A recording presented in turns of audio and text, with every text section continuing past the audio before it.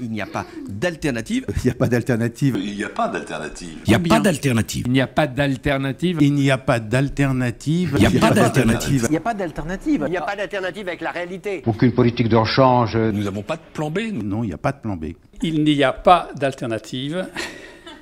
Et donc, nous sommes ici pour explorer les multiples alternatives qui existent en réalité.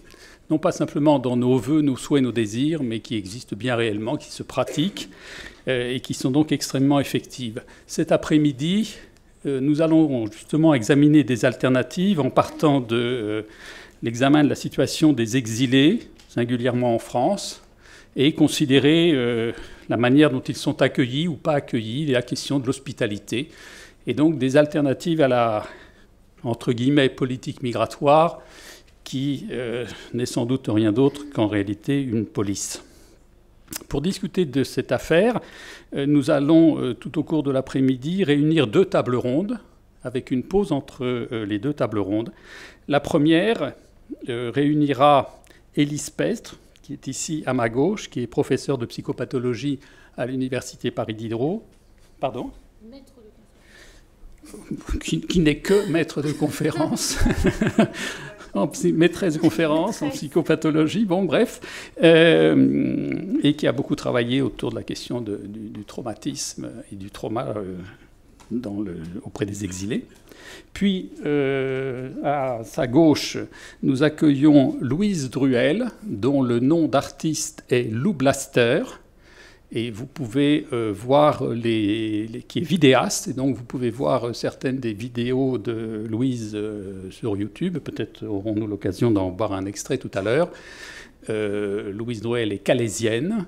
Elle est extrêmement investie dans la question de la politique et de l'accueil des migrants à Calais. Et par ailleurs, elle fut elle-même candidate sur une liste aux dernières élections législatives, une liste Écologie Les Verts.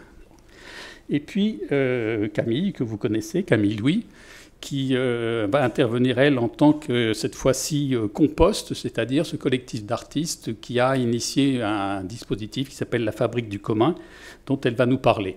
Et nous allons accueillir dans quelques minutes, dès qu'il arrivera, Sébastien Thierry, qui est le fondateur du Pérou, et qui nous présentera tout le travail que cette association fait autour de, là aussi, de la question de l'accueil des migrants. Bon. Donc ça, ce sera la première table ronde. Elle va durer jusqu'à 15h45. Nous prendrons un quart d'heure de pause, et de 16h à 17h45, nous aurons donc une deuxième table ronde où nous accueillerons, on les présentera tout à l'heure, Claudia Girola, Olivier Leclerc et Paul Chor. Mais tout de suite, donc, je donne la parole alors à Élise, qui va... on imagine de procéder de la façon suivante. On se donne un quart d'heure, 20 minutes ou un peu plus. Et puis, Camille. Pardon. Non, c'est juste pour vous dire que, comme vous le voyez, il y a des choses qui s'affichent. En fait, c'est la suite de ce qui s'est déjà écrit et inscrit ce matin. C'est un dispositif qu'on a mis en place, le collectif Compost, en collaboration avec Benjamin Sontag. Et donc, c'est une manière de faire un petit peu mémoire visuelle de tout ce qui va s'échanger pendant l'après-midi, et une mémoire des 3 jours aussi, qui sera ensuite éditée et accessible à tous. Merci. Donc, Élise va prendre la parole. Après, je la donnerai à Louise et à Camille, et puis à Sébastien, dès que Sébastien sera là. Et on engagera la discussion peut-être après les interventions, si vous en êtes d'accord. Voilà, donc Élise. Merci beaucoup, Étienne, pour cette invitation. Merci aussi à Camille, à vous d'être présents et d'organiser. Je dirais, moi, j'étais très touchée par ce projet d'initiative justement décalé par rapport à ce qu'on a à l'université. Et moi-même, je me suis un peu pliée à cet exercice, je dirais, en ne préparant pas du tout une conférence. Donc, je vous le dis dès maintenant. C'est plus des questions, des pistes que j'ai envie de partager avec vous, et voilà, auxquelles j'attends des propositions aussi. C'est un exercice un peu pas de côté, je dirais, pour justement voir qu'est-ce qui peut naître dans nos pratiques, à la fois de chercheurs, et en l'occurrence, moi, donc, je suis psychanalyste, psychologue clinicienne, à études psychanalytiques comme le disait Étienne. Et donc, je parlerai depuis ma place de psychologue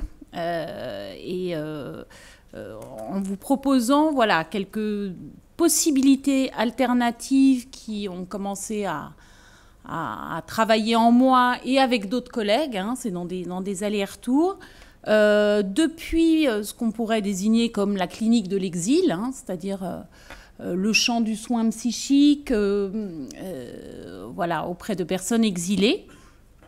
Et pour cela, je vais vous parler justement d'une initiative qui a été mise en place avec l'université USPC, que certains d'entre vous connaissent peut-être, mais donc c'est un rassemblement d'universités. Donc il y a Paris Diderot, il y a aussi l'INALCO, il y a d'autres, il y a Sciences Po. Enfin, on est un certain nombre d'universités qui ont été comme ça rassemblées dans un vœu politique un peu de fusion, mais justement à partir de cette injonction à se rassembler, on a quand même pu mettre en place quelque chose de tout à fait intéressant, il me semble. Donc j'avais envie de vous en parler aujourd'hui, qui sont donc des stages qui ont été mis en place pour qu'on puisse partir dans des terrains auprès des migrants, donc chacun dans nos disciplines. Hein, donc il y a eu un groupe anthropologie et langue, hein, donc Marie-Caroline Jarzymski est ici présente et l'a co-animée avec une autre collègue anthropologue, Alexandra Galitzine-Lumpé.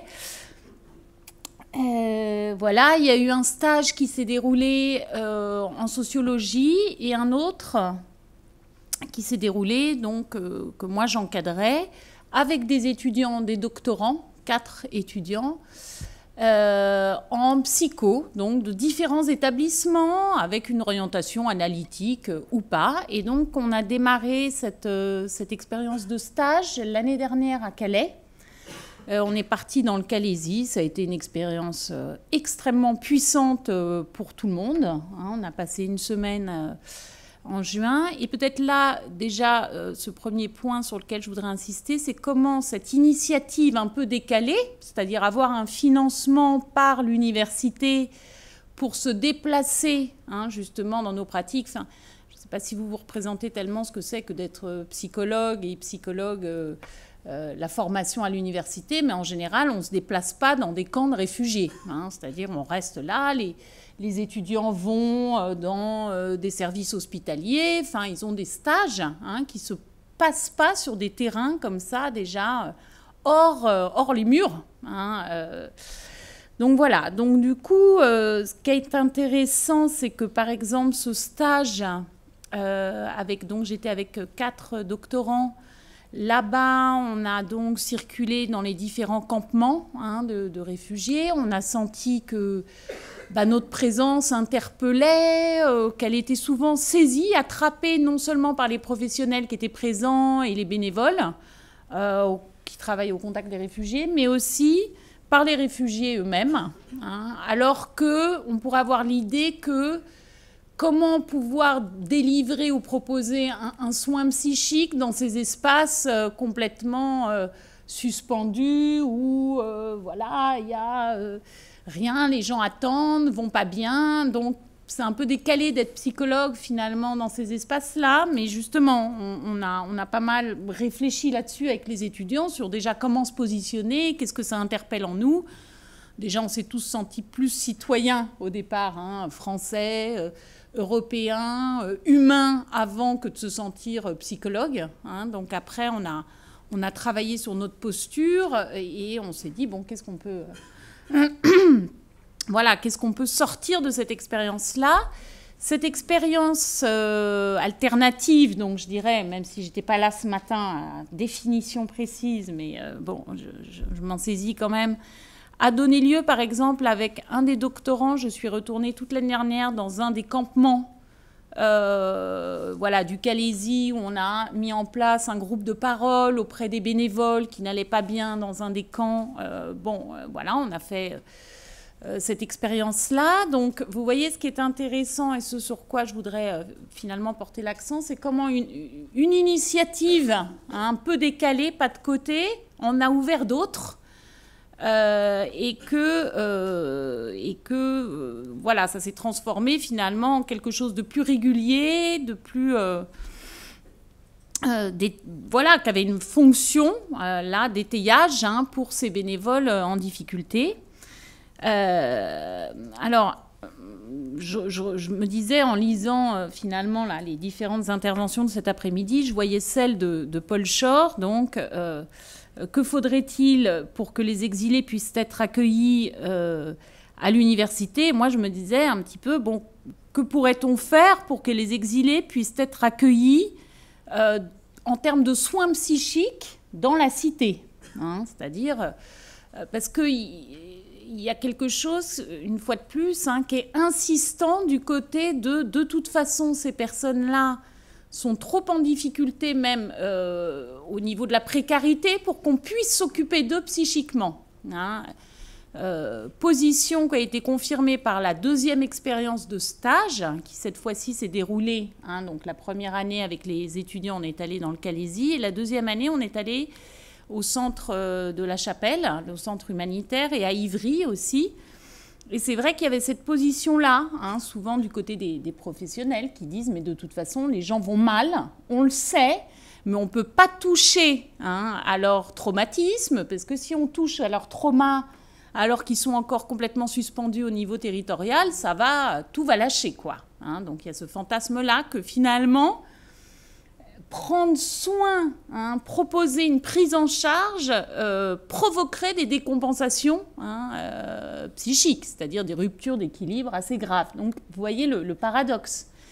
Et nous, on s'est rendu compte, donc là encore, grâce à des dispositifs un peu mis comme ça en place, un peu inventifs, avec notamment une étudiante, parce qu'on se divisait donc sur les sites, et j'ai pas mal travaillé avec une étudiante qui est en thèse, ici à études psychanalytiques avec nous, qui est par ailleurs, qui a une pratique d'interprétariat à l'OFPRA. Donc c'est intéressant parce que c'est une double casquette de traductrice et de psychologue clinicienne. Elle est déjà psychologue clinicienne, donc elle avait un arabe absolument impeccable pour être du côté de la traduction. Et en fait, on a été pas mal ensemble dans un travail en binôme, un peu dans une sorte de déplacement, un peu comme on pourrait dire, des psychologues volants. On s'est déplacés donc, dans cette fameuse bulle, je ne sais pas si vous en avez entendu parler, au centre humanitaire de La Chapelle, qui est un lieu où il y a un tri. Je fais exprès d'utiliser le mot qui est, je crois même, celui qui est utilisé avec... Donc c'était une bulle, donc là, bon, on était en pleine canicule, vous vous souvenez, quand il a fait 40 degrés, là-dedans il faisait 49 degrés, donc elle a quand même failli être fermée. Et donc les gens sont triés avec les mineurs d'un côté, les femmes d'un côté, les hommes, bon. Et une fois que les gens ont atteint cette bulle-là, ils sont complètement épuisés, ils se relâchent et ils attendent de savoir où est-ce qu'ils vont être redirigés, en fait. Et nous, là, on a circulé, en fait, on s'est déplacé dans ces lieux-là, on allait un peu vers les gens, et en fait, on s'est rendu compte que c'était un bon lieu pour proposer nos services, une fois de plus, de manière décalée. Il ne s'agit pas de dire, écoutez, on va prendre place là. Non, mais c'était... il y a eu notamment une rencontre avec un homme qui était irakien, qui avait... ils étaient en couple avec 3-4 enfants. Ils avaient passé la nuit antérieure dans la rue. Et quand on lui a dit est-ce que vous avez un petit peu envie de discuter, il a dit oui, personne, moi ici, m'écoute. Et donc ça a été un moment assez touchant. Et bon, voilà, il a pu se passer quelque chose. Donc je dirais que ça, c'est le premier point finalement, c'est comment, à l'initiative de ces stages doctoraux, donc comme quoi l'université peut aussi faire des pas de côté et financer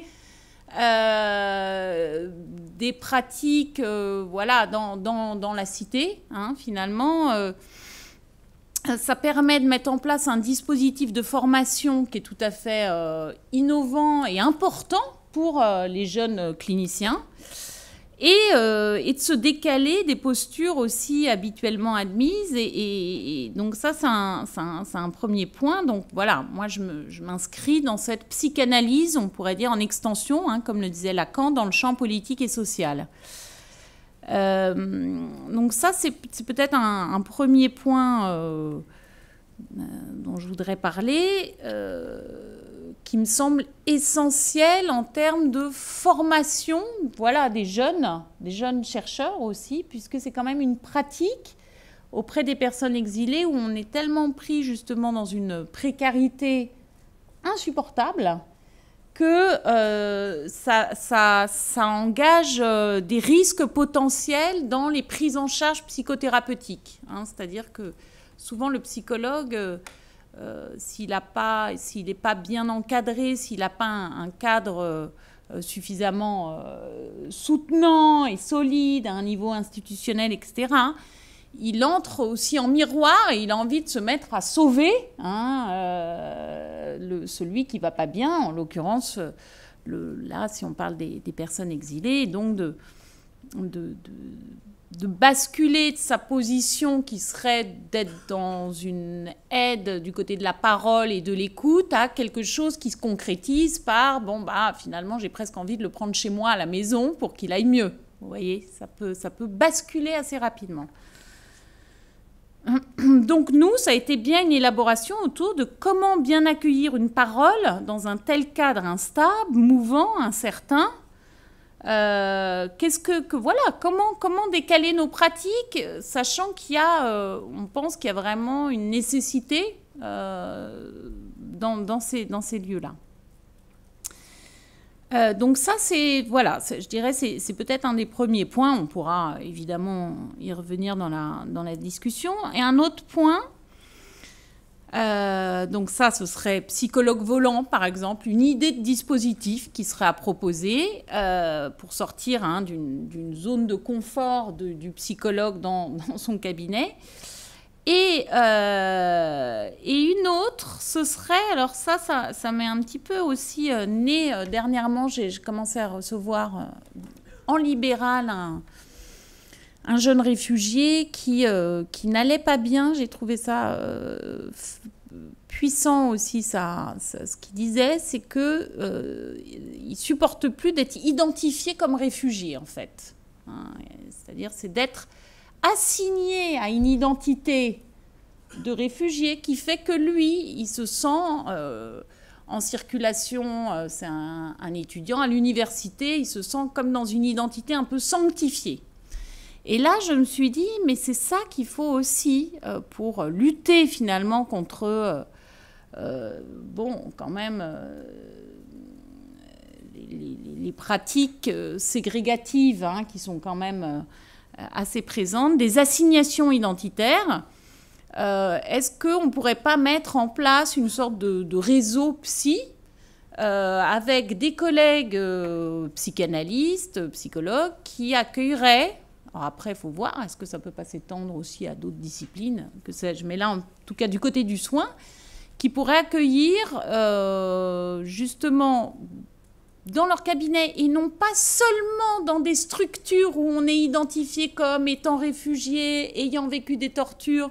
Je ne dis pas que ces structures, évidemment, elles sont excellentes. Il y en a quelques-unes, Minkowska, Primo Levi, le COMED, etc. Mais qu'il n'y ait pas que ça, en quelque sorte. Qu'il y ait un tissu qui puisse se créer avec des collègues, université ou pas, des collègues, et qu'il puisse y avoir comme ça un réseau qui se mette en place. Alors ça existe, par exemple, on a rencontré justement dans le camp de Ivry, il y avait un groupe qui s'appelait Trace, au pluriel, et c'était des psychologues, mais alors pour enfants, psychanalystes, qui avaient créé une sorte de réseau qui fonctionne un petit peu comme ça,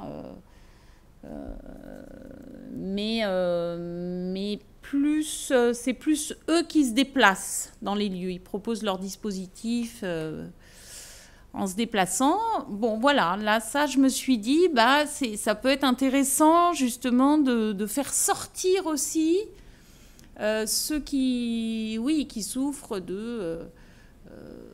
d'une assignation aussi à être celui qui est dans la rue, ou encore l'étiquette de réfugié, à pouvoir être dans un réseau autre qui permettrait finalement de tisser d'autres formes de liens, quoi. En fait, c'est vraiment une réflexion qui est partie de celle que Lacan avait prophétisée en son temps, hein, quand il énonçait que, je le cite, enfin, vraiment qu'il y aurait un renforcement des ségrégations dans notre époque actuelle. Hein, donc, je le cite. Nous avons vu émerger pour notre horreur, et là il parlait des camps de concentration, ce qui ira en se développant comme conséquence du remaniement des groupes sociaux par la science, et nommément de l'universalisation qu'elle y introduit. Notre avenir de marché commun trouvera sa balance d'une extension de plus en plus dure des procès de ségrégation. Donc moi, il me semble que c'est là-dessus, voilà, c'est à ça qu'il faut s'attaquer, quoi. C'est-à-dire comment réduire les ségrégations, qui peuvent être aussi des ségrégations linguistiques, qui peuvent être des ségrégations territoriales. Et il me semble que de tisser des sortes de réseaux de professionnels, alors, il ne s'agit pas de dire aux collègues psy, bon, tu ne reçois plus que des réfugiés, bon, mais voilà, que chacun aurait une sorte de charte. Bon, voilà, il faut encore l'élaborer, hein, mais une sorte de participation où, justement, après, on décide d'un tarif ou d'une gratuité, évidemment, avec la personne qui pourrait venir consulter en étant réaliste sur sa situation. Hein, on l'a bien vu. Enfin, moi, ça m'est arrivé, par exemple, d'envoyer d'adresser, plutôt que d'adresser des patients réfugiés à des collègues qui me disaient « Non, mais moi, je ne peux pas le recevoir, elle est arrivée une demi-heure en retard. Bon, vous voyez, où il y a quelque chose du cadre qui est parfois trop rigide et qui fait que la personne est vite exclue justement de ce réseau qui ne serait pas institutionnel. Hein, et moi, il me semble qu'il faut qu'il y ait un peu les deux, quoi, qu'il y ait des passerelles, justement, un peu comme l'enseignement, la recherche, les praticiens, qu'on ne soit pas dans des espaces clivés. C'est pour ça que nous, je trouve ça excellent quand on peut se déplacer là-bas et au même titre que là, les réfugiés puissent aussi circuler, se déplacer, pas être que cantonnés dans des dispositifs qui frôlent parfois aussi tout ce que Foucault a développé sur le biopolitique, etc. Mais bon, le contrôle de la santé, c'est aussi le contrôle des identités, etc. Quand même, hein, un petit peu. Donc, voilà, comment faire en sorte que ça puisse... qu'il puisse y avoir du déplacement dans nos pratiques, justement. Hein. Il ne s'agit pas de foncer tête baissée en créant à tout prix des choses nouvelles, mais d'essayer de voir qu'est-ce qui marche, quoi. Qu'est-ce qui peut fonctionner et voilà. C'était juste une petite proposition. Merci, Élise.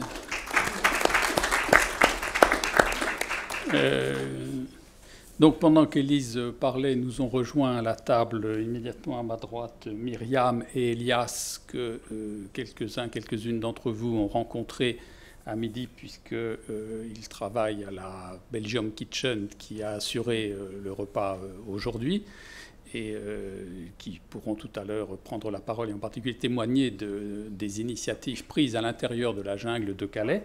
Et à la droite, Sébastien Thierry du Pérou, dont je vous disais tout à l'heure qu'il allait arriver. Et il est arrivé.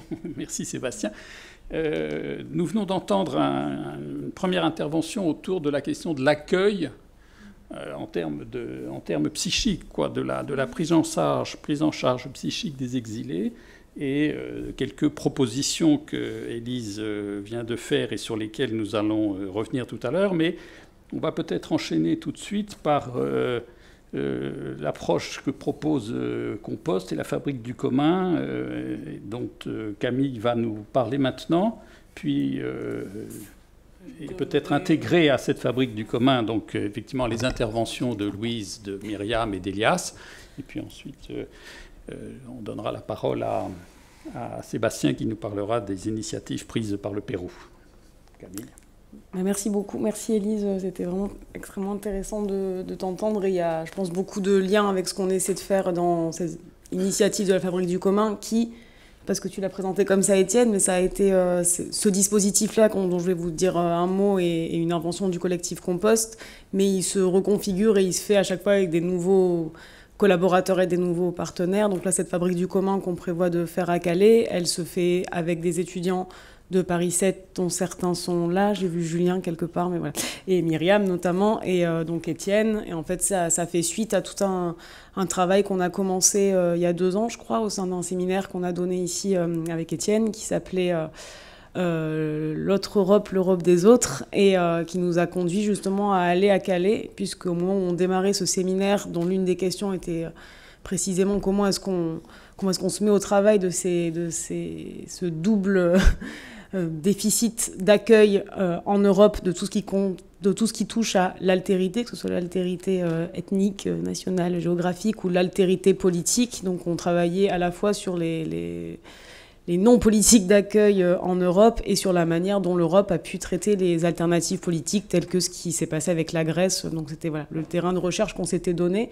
Et on s'est dit que c'était quand même exactement comme ce que tu viens de dire, que c'était quand même un petit peu dommage de travailler ça dans un amphi ou dans une salle de l'université, alors qu'au même moment, la jungle de Calais était en pleine activité et que c'était quand même beaucoup plus intéressant et pertinent de ressaisir aussi, enfin je notais ça par rapport à ce que tu disais sur comment est-ce qu'on recrée des passerelles et comment est-ce qu'à un moment on se rend compte que l'université, peut-être que sa fonction c'est de remettre en rapport l'université, de se remettre en rapport déjà avec la cité, et la cité qui est en train de se construire aujourd'hui avec des citoyens qui sont multiples. Et donc on s'est dit, allons, déplaçons les séminaires à Calais. On a invité les étudiants à aller passer du temps là-bas, non pas dans une logique d'études sociologiques caricaturales, puisque je sais que les études sociologiques sont plus pertinentes que ça, mais d'aller juste regarder un cas et de faire un exposé sur la situation, mais vraiment d'inventer des manières d'être avec les gens. Donc ce pourquoi, Myriam, tu pourras nous en parler, mais toi tu y es resté longtemps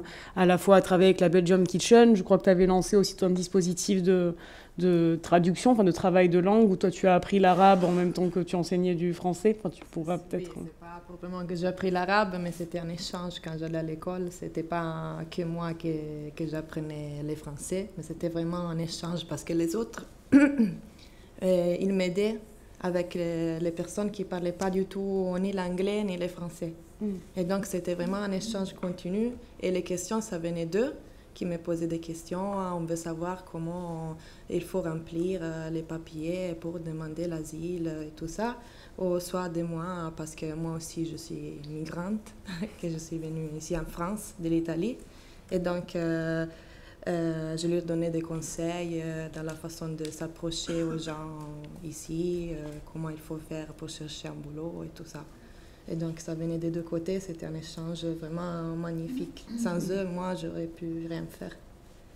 Tu vois, tu viens de dire, moi aussi je suis migrante, je crois qu'en un sens c'était un petit peu ce qui a été mis au travail pendant en fait 2 voire 3 années maintenant. Enfin, tu pourras, si tu le souhaites, Julien, aussi en témoigner, mais c'était véritablement de se remettre en rapport et en rencontre de toutes ces personnes nommées migrantes, réfugiées, on a plutôt appris à les appeler exilées en étant à Calais, mais en tout cas de reconnaître dans ces personnes non pas simplement une victime à sauver, mais un égal et un sujet politique qui a aussi des revendications propres, et comment réussir à apprendre, c'est aussi ce que tu nous disais, Louise, et tu pourras en parler, mais à quel point c'est quand même une richesse de connaissances, de pouvoir passer du temps avec ces personnes-là qui ont une histoire du monde voilà, qu'on ignore absolument, qui ne nous est pas contée ni par les médias, ni par les quelques accès qu'on peut avoir aux différents mondes qui sont réunis ou qui étaient réunis dans la jungle, et que pouvoir passer du temps avec les histoires de ces personnes, c'est quand même voilà, une richesse énorme. Donc c'était vraiment ça qu'on a essayé de mettre en place pendant 2 ans. Et donc ça a donné lieu à ce séminaire, à des échanges avec les étudiants, à un blog qu'on a créé dans Mediapart qui s'appelle La jungle et la ville, puisque l'une des premières découvertes qu'on a fait collectivement, c'était que peut-être qu'un témoignage de plus sur l'atrocité de la situation, il fallait réussir à la regarder un petit peu autrement, et ça je pense que Sébastien, tu pourras aussi nous en parler sur vos pratiques, de réussir à voir dans la jungle tout ce qui, au milieu de cette situation, certes désastreuse par bien des aspects, mais malgré tout, quelque chose se construisait entre 15 nationalités qui cohabitaient voilà, sur un même terrain, qui ont construit une école ensemble, qui avait un lieu, un théâtre, qui avait des espaces de rencontre, où dans le restaurant afghan, on mangeait avec des gens de partout, et comment il y avait cette je pense que ça a été une surprise pour nous tous d'arriver notamment à Grande-Sainte, la première version du camp. C'était comment déjà le camp de la Linière? Non, pas. Oui, voilà, le baroque, pardon. Et où les gens qui étaient complètement les pieds dans l'eau nous invitaient constamment à venir boire un thé chez eux. Et d'ailleurs, là, pour revenir à Calais régulièrement, c'est souvent ce que les gens nous disent aujourd'hui, puisque, comme vous le savez, la jungle n'est plus là, donc il n'y a plus d'abri reconnu. Donc c'est une véritable chasse à l'homme. Et plusieurs personnes nous ont dit, mais ce qui nous rend le plus triste, c'est de même plus pouvoir vous offrir un thé, en fait. Cette logique d'un accueil qui va dans les deux sens. Et ça, je pense que, comme tu l'as dit, Élie, c'est quand tu l'expérimentes et que tu le rencontres que tu commences à réfléchir tout autrement à la question et réfléchir à quel serait le type de témoignage qu'il nous faut produire aujourd'hui. Non pas un témoignage de plus de la catastrophe, mais un témoignage qui raconte la puissance de ces vies et des actions qui sont menées par les exilés et par les bénévoles multiples, qui aussi racontent une autre Europe que celle de l'Union européenne politicienne, parce que le nombre de jeunes anglais, belges, italiens, espagnols, qui étaient tous dans la jungle de Calais pour passer des jours et des nuits à travailler avec, et non pas juste à travailler pour les personnes qui arrivaient là, c'était, je pense, encore une fois, une espèce d'expérimentation immédiate de ce que peut être une cosmopolitique assez sans équivalent, je crois, et de pouvoir raconter ça, en fait, parce que ce qu'on veut faire aussi avec Tama, c'est de précisément voir à quel point ce discours, ce récit dominant de « il n'y a pas d'alternative », on ne peut pas accueillir toute la misère du monde, on ne peut pas soigner les gens, sinon ça va être encore empirer la situation, on ne peut pas être auprès des exilés à Calais et raconter ce qui s'y passe, sinon on va recevoir une lettre du ministre de l'Intérieur et enfin bon, c'est des absurdités permanentes on ne peut pas, alors qu'en réalité ce dont on a besoin aujourd'hui, c'est de se redonner des puissances, et que ces puissances on les invente pas dans nos livres seuls à nos bureaux, mais on les invente en se mettant à la rencontre et en travail avec les multiples puissances d'action qui sont à l'œuvre, en fait, et c'est ça qui se trouve et qui se trouvait particulièrement à Calais pour nous, et dont on a eu envie de témoigner, en montrant comment cette assignation de la jungle comme un espace de sauvagerie terrible, alors qu'en face se tiendrait la ville dans toute sa beauté, son organisation, finalement, la chose s'inversait assez rapidement quand on arrive le même jour à Calais et qu'on est dans la dite jungle, accueilli par toutes ces personnes qui nous invitent à boire du thé, et qu'on est sur la place de la ville de Calais, où c'est une manifestation de PJDA, donc un groupe fasciste européen, qui prend la place. Donc où est la jungle et où est la ville ? Finalement, peut-être que les partages sont pas si clairs, et que la réponse à ça, c'est pas de dire que la ville est dans la jungle et que la jungle est dans la ville, mais précisément de réussir à réfléchir sur la manière dont les frontières nous sont imposées et comment on peut les travailler et les désidentifier, comme tu disais, Élise aussi, d'une autre manière, c'est-à-dire non pas remplacer une caricature par une autre et dire que, alors, tous les gens bien sont dans ce qui était la jungle, et de l'autre côté, il n'y a que des fascistes, mais précisément voir que les rapports sont beaucoup plus complexes, et comment est-ce qu'on les saisit, ces rapports complexes, et en se mettant aussi en conversation avec toutes ces personnes qui ne sont pas assignées à un camp de pour ou contre, mais toutes ces personnes, en fait, très nombreuses, et tu pourras nous en parler peut-être, Louise, qui sont non pas les 20% d'extrême droite fasciste, ou c'est peut-être plus à Calais, mais je ne sais pas, cette partie-là qui est dans un extrême, ni les 20% qui sont déjà complètement convaincus, mais toutes ces personnes qui sont calaisiennes, qui sont des citoyens, des citoyennes, et qui sont pris dans une situation, non pas avec une indifférence totale, mais qui n'ont pas forcément toujours les ressorts ou les contacts pour se mettre au travail, d'autant plus quand maintenant tout est invisibilisé, puisque c'est quand même ça la grande force de cette politique policière, c'est de rendre invisible la situation des exilés aujourd'hui en France, à Calais.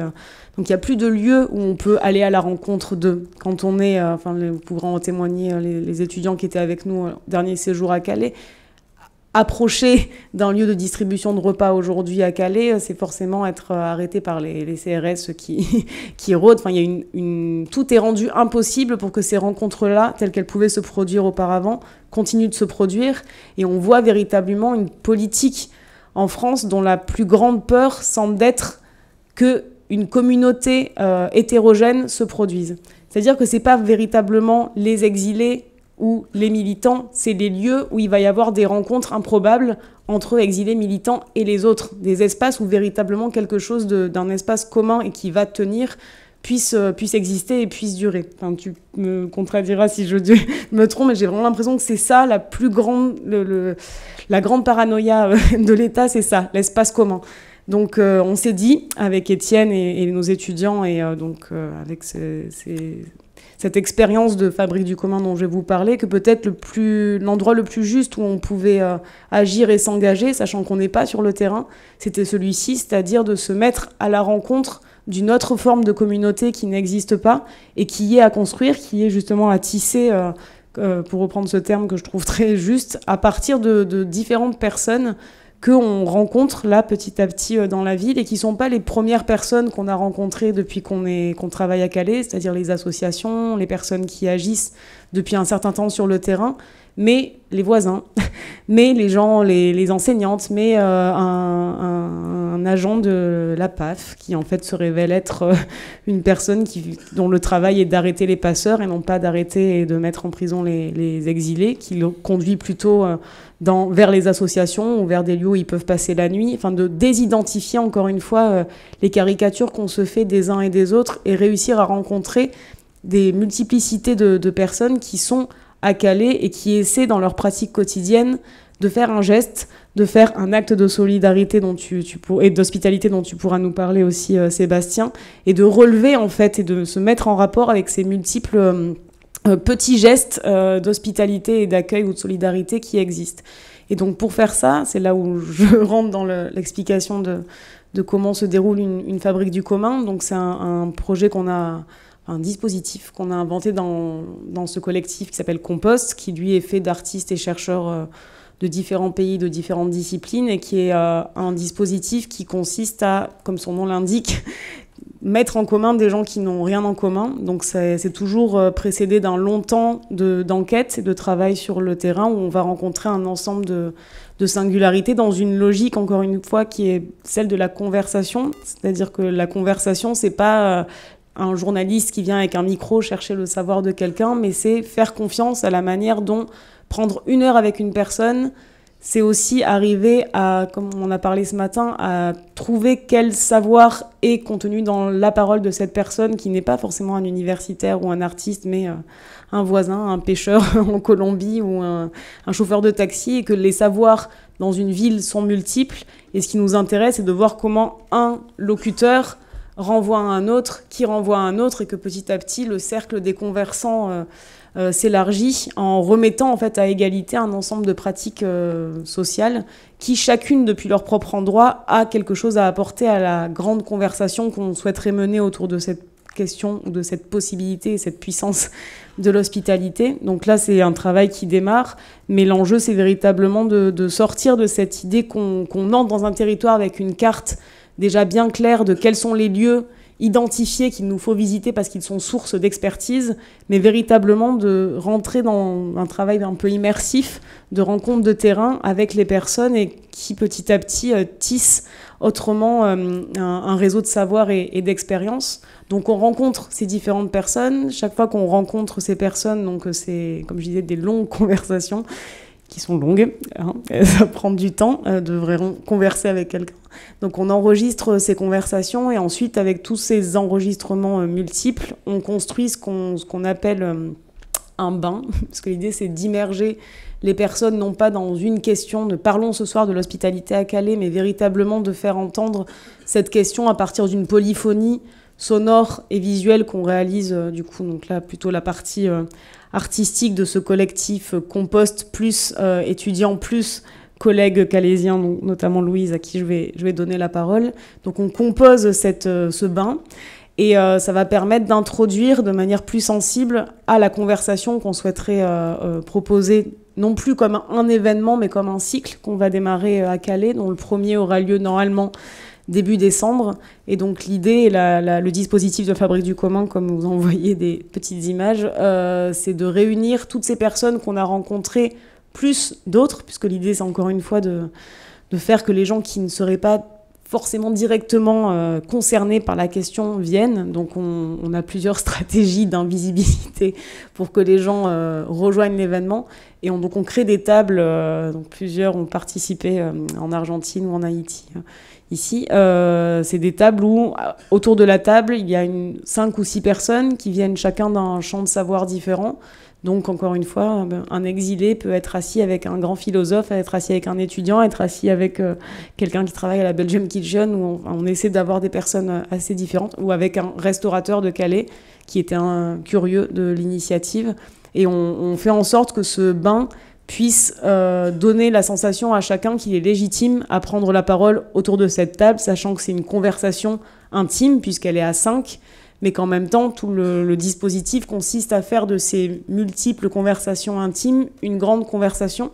Donc sur les tables, normalement, il y a un micro. Donc quand on n'a pas un dispositif technique très complexe, on invente d'autres stratégies de se passer des papiers. Mais généralement, il y a un micro qui permet aux artistes de Compost, ou là au Compost++, d'écouter les conversations qui se déroulent au sein de chaque table et de retranscrire certains extraits, un petit peu comme on fait là aujourd'hui, et de projeter sur l'écran sur lequel a été projeté au début le bain, de projeter cette grande conversation qui se compose à l'articulation des différentes tables. Et ça permet à la fois pour chaque table d'avoir un lien avec l'ensemble des paroles qui sont partagées pendant la Fabrique du commun, mais aussi d'avoir un support de conversation, une mémoire immédiate et une mémoire gardée, puisque donc on archive tout ça, là depuis peu, et je crois grâce à toi, en tout cas tu as continué dans cette direction, on est en capacité d'éditer un premier petit livre à la fin d'une Fabrique du commun, donc c'est très petit, hein, c'est juste quelques captures d'écran et les textes principaux qui sont le début de ce livre collectif qu'on a commencé à écrire ensemble au sein de la Fabrique du commun, et ça donne une première entrée vers une plateforme éditoriale qui ensuite continue et dans laquelle continue à se rendre visible l'archive générée tout au long de la recherche, plus pendant la Fabrique du commun. Donc voilà ce qu'on est en train d'essayer de mettre en place à Calais. Donc on vous y invite et on pourra vous indiquer très précisément la date et le lieu de l'événement. Mais ce sur quoi je voulais insister plus que la Fabrique du commun en tant que telle, c'est véritablement sur, je pense, ce pas de côté qu'on a fait le long de cette rencontre avec Calais, de finalement comment est-ce que parce que c'est dur aussi de résister à la sidération. En fait, moi, je pense au livre de Marielle Massé, passer de la sidération à la considération, c'est dur en fait. Quand on est en mai à Calais et qu'on voit des personnes se faire gazer au moment où elles récupèrent leur repas du Ramadan, enfin, c'est juste d'une telle violence et d'une telle absurdité que c'est dur en fait de pas tomber dans un simple registre de l'attaque et de la dénonciation. Et là, je pense que ce qui nous a vraiment renforcé dans la possibilité de travailler autrement, ça ne veut pas dire qu'on diminue la gravité de la situation, mais juste dont on s'est rendu compte, notamment lors de notre dernière visite à Calais, c'est que on était ensemble, il y avait un rassemblement pour la paix qui était des plus sympathiques, avec des familles, on buvait du thé, etc. Il a suffi qu'il y ait un petit pas de côté par rapport non plus à l'endroit de la place publique, mais à ce qui avait été décrété comme légalement occupable de la place publique. Donc déjà l'espace public est quand même plus public, donc la force policière actuelle zone la partie de l'espace public dans l'espace public, donc simplement cette zone-là était possiblement occupable par nous, et voilà, une fanfare est venue et a un petit peu déplacé le lieu du rassemblement, donc ça a suffi à ce qu'une troupes de CRS viennent de manière très violente nasser les gens et puis en emporter et puis interdire le territoire calaisien à certains d'entre eux. Enfin bon, c'est d'une rapidité et d'une violence que face à ça, et face à cette rapidité et donc face à cette urgence qui n'est évidemment pas un hasard aujourd'hui en France, comment finalement la réponse immédiate de colère et d'urgence, elle nous rend faible, enfin, elle ne nous suffit plus. Je crois que là, c'est en tout cas toutes les personnes avec qui on a conversé à Calais, c'est cette espèce de... Ça va pas là, il faut qu'on travaille sur un autre terrain, parce que sur ce terrain-là de l'affrontement immédiat, de toute manière, on va pas gagner. Donc comment est-ce qu'on déplace le travail et qu'on va précisément réfléchir au temps, et non plus à l'urgence, au temps qu'il faut prendre de tisser autrement les relations. Et moi, j'étais très surprise, et je pense qu'on a partagé cette même constat un peu optimiste, que finalement, il y a comme un travail collectif de déplacer le terrain de la lutte vers celui du travail autre des alliances et des articulations, et notamment une des associations avec lesquelles on travaille, dont Nathanaël de la PSM, Plateforme Solidarité Migrants, aurait dû être avec nous cet après-midi, mais il avait trop de travail. Mais en tout cas, ce qu'il nous disait, c'est que là, précisément, ils sont en train de faire tout un travail de trouver autrement les alliances, comme je le disais, et donc d'organiser des rencontres entre, par exemple, précaires et exilés, et non plus simplement le groupe lié à la question des exilés qui finalement se referme sur des personnes déjà concernées, et réussir à trouver autrement les manières de dialoguer avec d'autres situations de misère ou d'assignation ou de ségrégation sociale à l'œuvre, et de réussir à trouver un espace de construction de résistance collective depuis des cas. Donc ça peut s'apparenter à ce mouvement d'intersectionnalité que je pense qu'il y a au travail dans différents lieux et places aujourd'hui, mais c'était réjouissant de voir qu'il y avait comme un déplacement, de se dire que notre puissance, elle n'est pas à l'endroit où le pouvoir nous a parqués, en fait, et qu'il faut réussir à occuper les espaces qui fuient et travailler autrement. Et donc voilà, c'est ce dans quoi on est. Je pense que les personnes à la table sont un petit peu dans les mêmes pratiques d'essayer de travailler autrement le tissu de résistance et d'action, en fait, qu'on est encore en capacité de mener avec des petits gestes, mais en tout cas, je pense directement à votre travail, Sébastien, d'attention et de permanence et d'obstination dans la régularité de la collecte, et de faire que ça ne s'arrête pas, de faire que le temps ne s'arrête pas, et de faire tout pour qu'on arrête avec l'idée que le seul temps qui nous est imposé est celui de l'urgence, et qu'on a des temporalités beaucoup plus longues à investir, et que c'est vers là qu'il faut qu'on aille. Donc voilà où on en est. Et peut-être je vais donner la parole à mes voisins, et peut-être Louise, par rapport à tout ça, tu peux nous raconter comment tu travailles en tant qu'artiste calaisienne. Ouais. Tu as déjà dit énormément de choses que je partage. Enfin, vraiment, tu as très, très, très bien présenté les choses. Moi, pour me présenter rapidement, donc je m'appelle Louise et je suis originaire de Calais. Je suis basée là-bas, mais en ce moment, je suis souvent à Paris, aussi avec des personnes exilées, mais dans le quartier de La Chapelle. Parce qu'il y a aussi une forte relation entre ce quartier et Calais. C'est un peu une extension de Calais, ce quartier soudanais. Et en fait, je suis retournée m'installer à Calais en 2014. Un peu après mes études, j'ai fini assez tôt, mais parce que je commençais un court-métrage d'animation sur le thème Strangers, donc l'étranger. Et c'était logique pour moi de rencontrer les étrangers qui passaient par ma ville, et j'étais toujours sensible, parce que pour moi, on voit des personnes arriver à Calais depuis un peu avant les années 2000, et ça fait vraiment partie de cette ville, en fait. Et je me posais beaucoup de questions, et du coup j'ai commencé à rencontrer les gens sur les campements. À l'époque, qui étaient encore dans le centre-ville, il y avait un campement qui était juste derrière la mairie, le long des quais. Et du coup, cet été-là, j'ai simplement été sur les campements pendant des évacuations, avec du thé, du café, et puis me dire je vais commencer mon court-métrage en partant de zéro, avec aucune idée de scénario, mais vraiment en me disant les rencontres que je vais faire vont faire ce court-métrage. Et en fait, rapidement, d'un campement expulsé à un autre lieu qui était un petit squat d'une trentaine de personnes qui a vécu là pendant un mois, mais qui vivent vraiment très autonome, avec de la solidarité des voisins. Et en fait, j'ai rencontré dans ce groupe-là des musiciens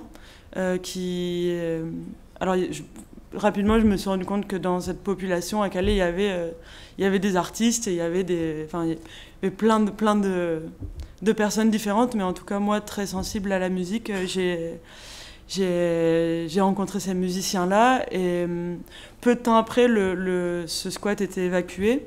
Et un autre squat a été ouvert, le squat Galou, en 2015.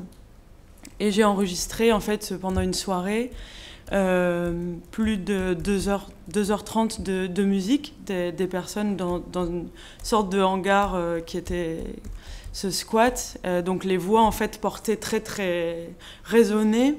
Et c'était pendant toute une soirée où vraiment pour moi, ça a changé. Enfin, ça a été vraiment une soirée qui a un peu fait, pas basculer ma vie, mais qui m'a vraiment, vraiment marquée.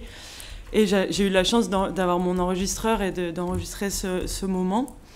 Et en fait, ils jouaient ce soir-là pour un des deux guitaristes qui a été placé en rétention et mis en rétention pendant plus de 30 jours. Et cet homme-là venait de sortir et du coup, ils avaient fait un petit repas et une soirée de musique.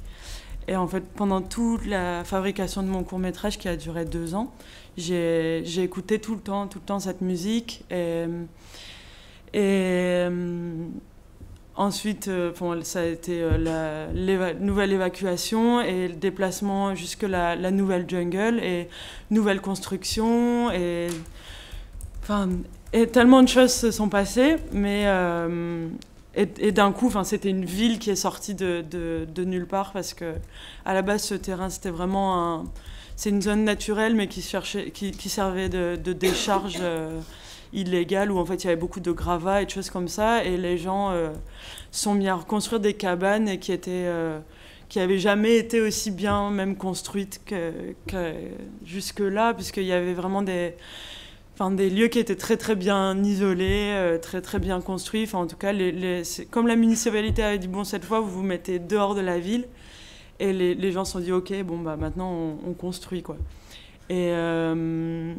Et ouais, ça a été assez incroyable. Et pour moi, la musique, qui est toujours un peu mon fil conducteur, dans cette jungle, ils sont sortis des restaurants, des bars, des lieux de vie, le Dôme, où il y a eu des concerts vraiment incroyables. Je me rappelle un concert qui m'a vraiment marqué juste avant le Nouvel An 2016, d'un groupe qui s'appelle Philastine, qui est très très engagé. Et en fait, ils ont projeté dans le Dôme, c'était juste avant le Nouvel An 2016, et ils projettent pendant leur concert des images de drones dans des villes de Syrie qui sont détruites, ou alors des images de la révolution en Égypte et des choses comme ça, et on voyait les personnes exilées, les gens autour de nous qui parlaient et qui étaient, vraiment, c'est des moments qui sont incroyables et fort politiquement, et en tout cas l'existence de cette jungle, ça a été un changement pour Calais incroyable. Et moi, je me rappelle que j'étais très en colère de la ségrégation, justement, pendant la période de la jungle, parce que pour moi, les gens étaient d'un coup à l'extérieur de la ville, alors qu'avant, ils étaient dans la ville. Le squat Galou, c'était à 5 minutes de chez moi à vélo. Mais cette ville, elle était incroyable, et forcément, on était... la destruction, ça a été très, très, très difficile.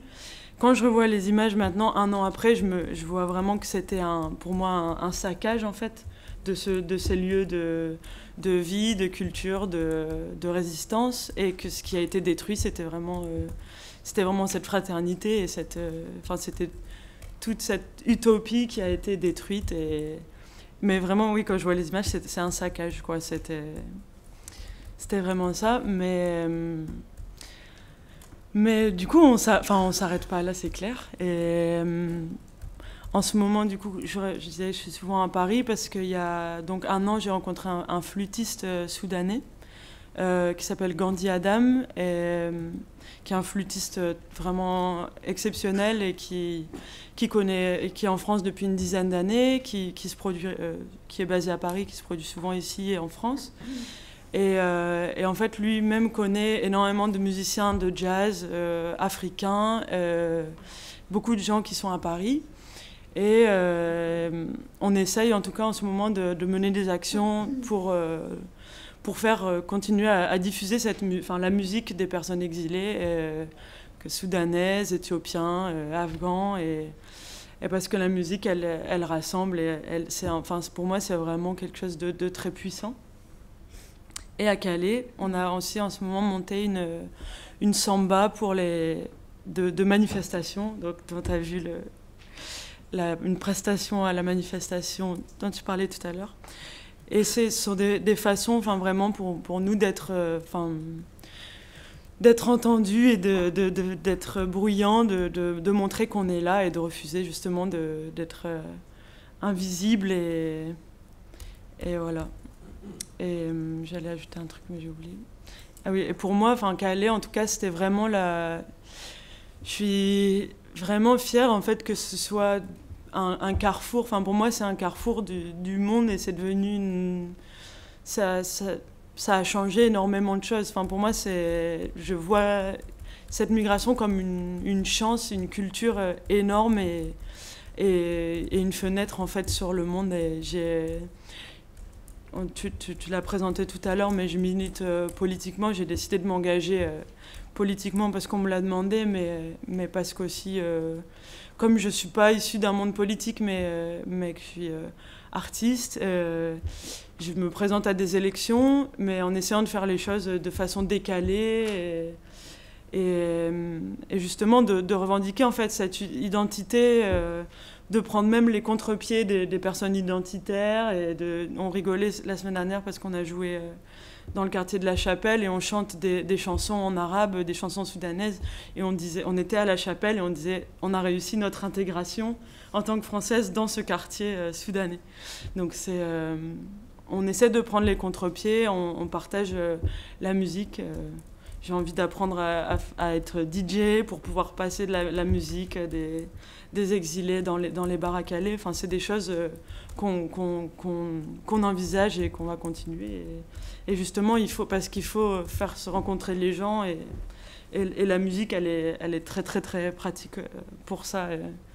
J'ai aussi un souvenir de la fête de la musique où j'ai joué cette année à Calais et j'avais invité un groupe de jeunes Éthiopiens avec qui je suis amie depuis l'après-jungle et ils sont tous venus devant, au premier rang, et c'était vraiment les seuls qui dansaient et tout le monde après, les gens qui étaient là au concert mais sont venus, mais c'est génial de voir ces jeunes qui sont contents, qui dansent et cet échange et c'est pas forcément, voilà, comme tu disais, des gens qui sont engagés, mais il y a tellement de gens différents et il y a tellement de choses et de possibilités en fait de rencontres que j'ai bon espoir que cette ville change et ça demande du temps. Le ministère de l'Intérieur surveille tout. Ouais. Mais ça demande du temps parce que forcément de construire, ça demande beaucoup plus de temps que de briser et de détruire. Donc, mais on est là, on fait et on voit qu'il y a énormément de gens investis. Et, pour moi, je suis positive. Ouais. Est-ce qu'on va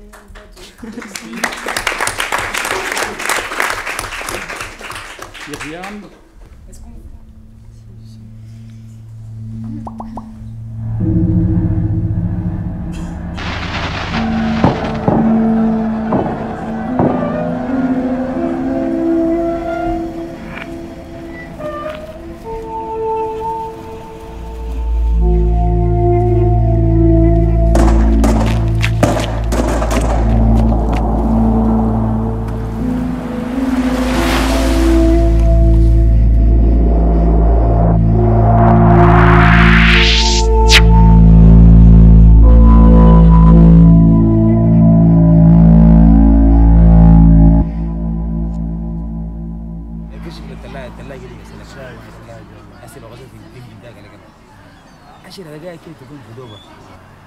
يعني من دوبر كده ماشي طوالي يا أمانة لندن يا عم تخيل نفسك عشير يا أمانة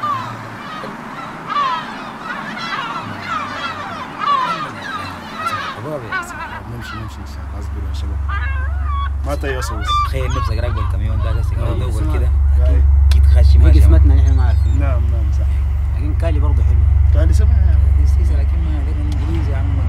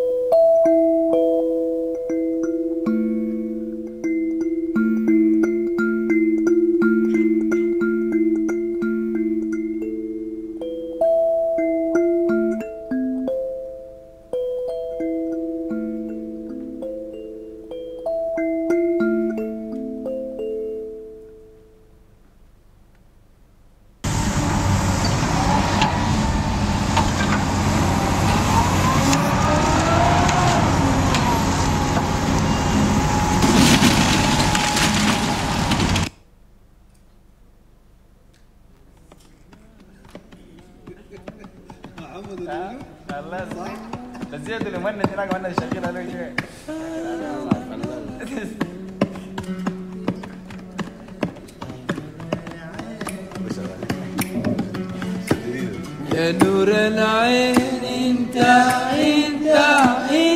وينك وين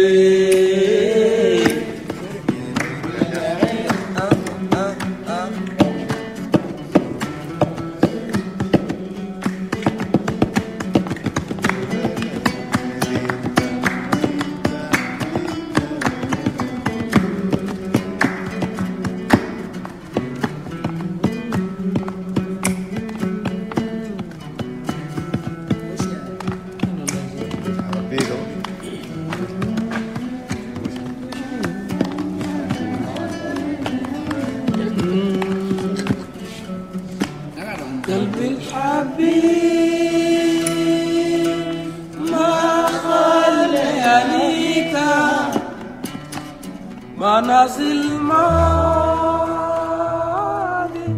ما تقول ناسيك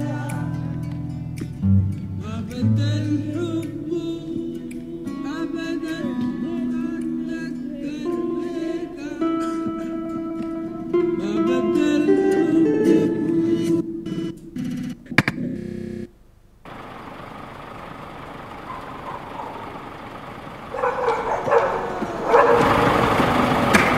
والناس حواليك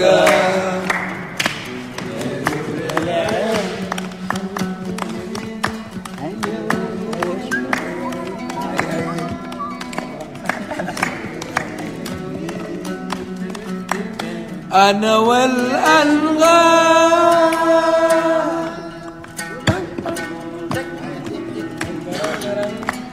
والعود في إيدي همسة أو غطى نشيدي يا من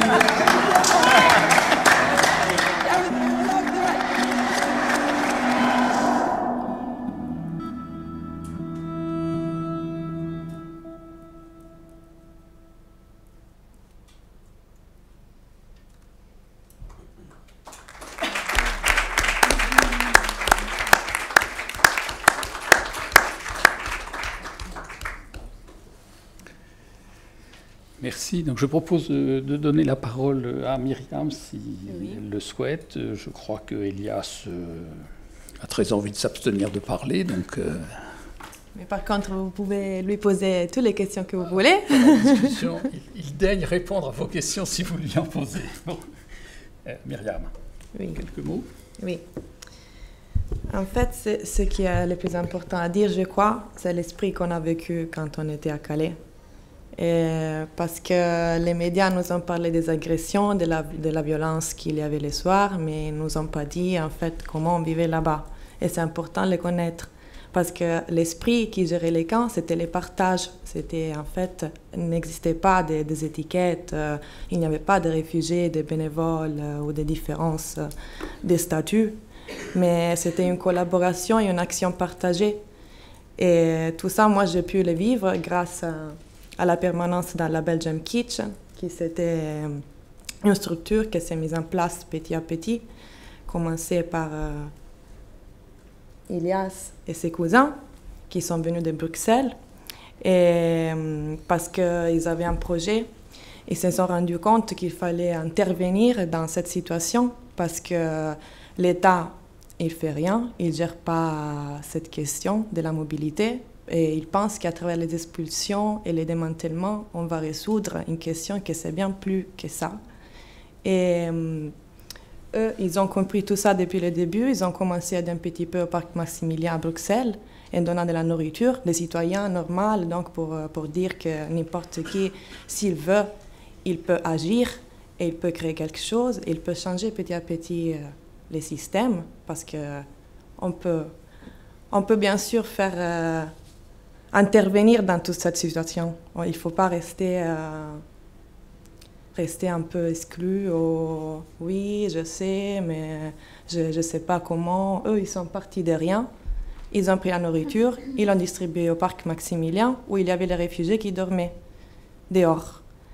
Et depuis là, la police, lorsqu'ils ont commencé en fait les projets du traitement des demandes d'asile, elle a décidé de les chasser. Et ils avaient encore des choses à donner, ils avaient encore cette envie qui devenait toujours plus grande. Donc, ils se sont dirigés à Calais. Et depuis là, petit à petit, toujours à travers la collaboration des gens qui se sont intéressés à la thématique et qui se sont sensibilisés à tout ça, ils ont pu construire une vraie propre cuisine qui marchait grâce à la collaboration entre les exilés et les bénévoles. Donc, il n'y avait pas des rôles, chacun il pouvait faire ce qu'il voulait sur la base de ses temps et sur la base de ses envies. Et il y avait une vraie propre action née dans la spontanéité et dans la collaboration continue. Et tout ça, il y avait chaque jour. Et même après les démantèlements, en fait, après les démantèlements, qu'est-ce qui s'est passé? Eux, ils nous ont fait croire, l'État, les médias, ils nous ont fait croire que les migrants, ils ont allé, les exilés, ils ont allé dans les CAO, qu'ils sont mieux, qu'ils sont très bien, et que ceux qui ne veulent pas rester, ils sont coupables de leur propre situation. Lorsque ce n'est pas du tout comme ça, parce qu'au moment du démantèlement, par exemple, ils ont été mis dans des bus sans savoir où ils allaient, et sur les sièges, il y avait du plastique. Ça, c'est la démocratie française qui nous a promis les CAO, des CAO excellents, où ils pouvaient retrouver leur vie et tout ça. Et eux, ceux qui sont allés dans les CAO, ceux qui sont arrivés dans les CAO, parce qu'il y a eu même des bus qui ont laissé les personnes comme ça en arrêt du métro, leur disant ils viennent vous chercher, mais après personne n'est arrivé. Donc pour ceux qui ont eu la chance, je ne sais pas si on peut l'appeler comme ça, d'arriver dans les CAO, en fait c'était comme être emprisonné. Parce que le personnel, il leur disait, lorsqu'ils devaient aller aux toilettes, lorsqu'ils devaient se doucher, lorsqu'ils devaient faire les activités, tout ça. Donc, qu'est-ce qui s'est passé après les démantèlements? Ce n'est pas que la question elle est résolue. À Calais, il y a encore des réfugiés qui dorment dans les bois, qui sont obligés à se cacher parce qu'il y a l'interdiction de l'installation sur le territoire. Et donc, comme disait Camille, la police, elle fait une vraie propre chasse à l'homme. Et les rues de Paris et de Bruxelles, elles sont encore plus remplies de gens qui n'ont pas de repères et qui n'ont pas d'abri. Donc, qu'est-ce qu'ils ont pensé? Toujours des citoyens, sans être une association, sans avoir derrière des politiciens ou sans... je ne sais pas. Ils ont vraiment eu l'envie de continuer cette action commencée à Calais. Et ils ont maintenant un bâtiment à Bruxelles, mais malheureusement, ils ont la permission d'y rester juste pour 1 an et demi, où ils hébergent 100 personnes. Et en fait, ils font le boulot qu'ils devaient faire l'État. Ça, c'est la réalité. Et ils leur donnent à manger, ils les ont pris en charge. S'ils doivent aller à l'hôpital, ils les accompagnent. S'ils n'ont pas les moyens de pouvoir parler, de pouvoir communiquer. Et les soirs, ils organisent une distribution de 200, 300 ou 400 repas, ça dépend parce que la situation, ça change chaque jour et c'est pas trop facile de la contrôler, de la gérer. ils préparent ces repas et ils vont les distribuer par Bruxelles pour tous les sans-abri et les exilés qui se trouvent dans la rue. Tout ça, ça a été mis en place à travers un réseau citoyen et des bénévoles qui ont eu juste l'envie de participer et d'agir. Et ça continue comme ça, donc à travers le système des dons et les économies qu'eux aussi ils ont mis dedans. Et les projets, ça continue. Et en fait, ils ont la volonté de vouloir vraiment créer une stabilité à ces personnes. Et ils voudraient trouver un bâtiment et des financements qui puissent leur garantir une vie digne. Ça, c'est ce qu'ils font les garçons de la Belgium Kitchen. Donc, je pense que déjà pour ça, chapeau. Et donc, même si peut-être c'est la première fois, c'est une situation nouvelle, c'est pour ça que moi je prends la parole à sa place. Mais si vous avez des questions sur comment ils ont mis en place tous ces systèmes, comment ils vont faire face à tout ça, parce que c'est pas facile pour eux renoncer à leur propre vie pour aider les autres personnes. Si vous avez n'importe quelle question à lui poser, faites-le tranquille. C'est ça. Je voulais raconter cette histoire, que c'est l'histoire des exilés, mais aussi des personnes qui s'engagent et qui oublient même leur propre vie pour agir. Donc, on peut les faire tous. C'est ça que le message. Merci Myriam. Voilà, alors pour clore ce premier ensemble et s'engager dans la discussion ensuite, je donne donc maintenant la parole à Sébastien Thierry de Pérou, qui va nous parler de la 36 001e commune de France. Merci pour l'invitation. Écoutez, je m'inscris tellement en résonance avec ce qui a été dit auparavant que je me demande peut-être que l'intervention relèvera d'une note marginale ajoutée à un certain nombre de textes et de paroles qui ont été prononcées auparavant. Le Pérou est un collectif sans adresse et qui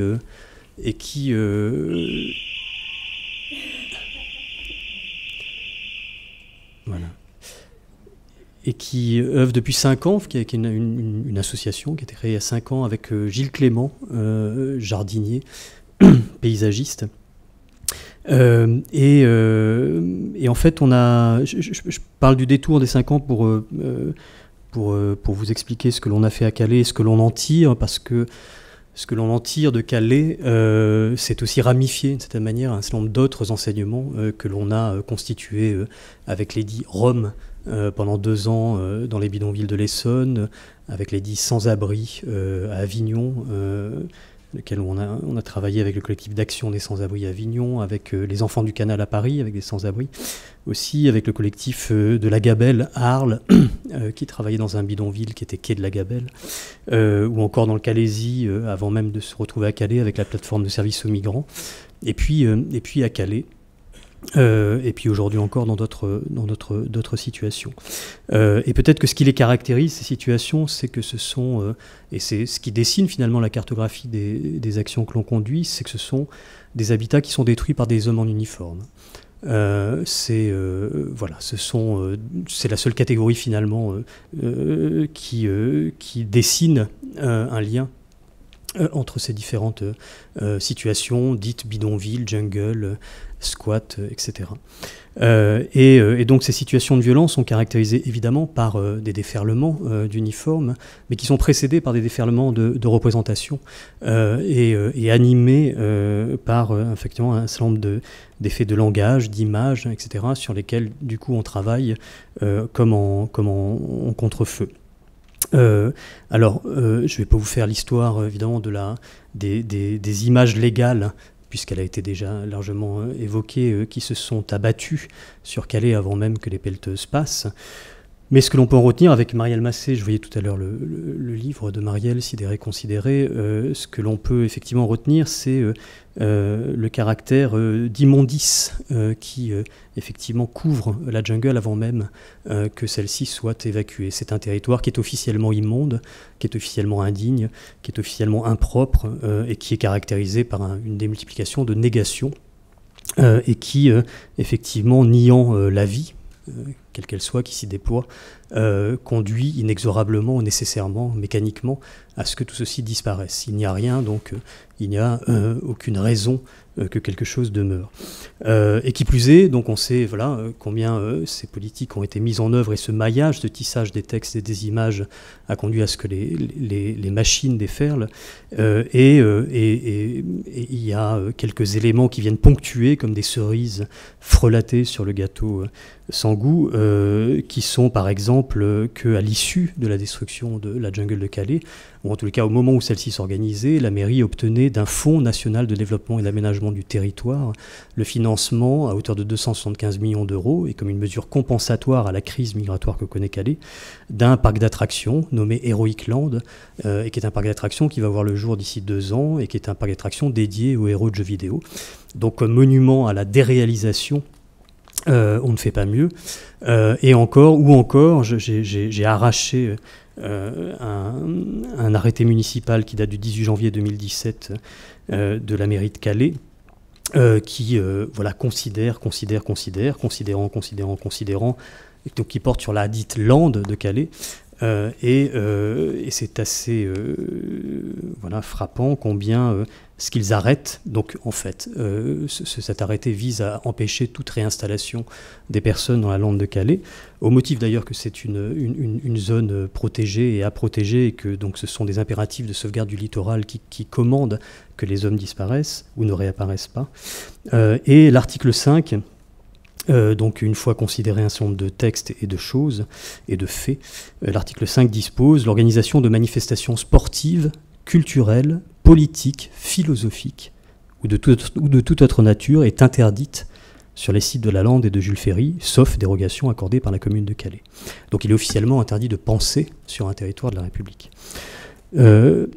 Alors, ce caractère, effectivement, voilà, cet ensemble de textes, d'images et d'actes qui conduisent à déréaliser le monde et à nier l'existence même d'une vie qui s'y déploie et se développe, nécessite des contrefeux. Et c'est ce que l'on a essayé de faire, ce que l'on essaie de faire dans de multiples stratégies, parfois en construisant des bâtiments, parfois en construisant des textes, parfois en construisant des images ou des films.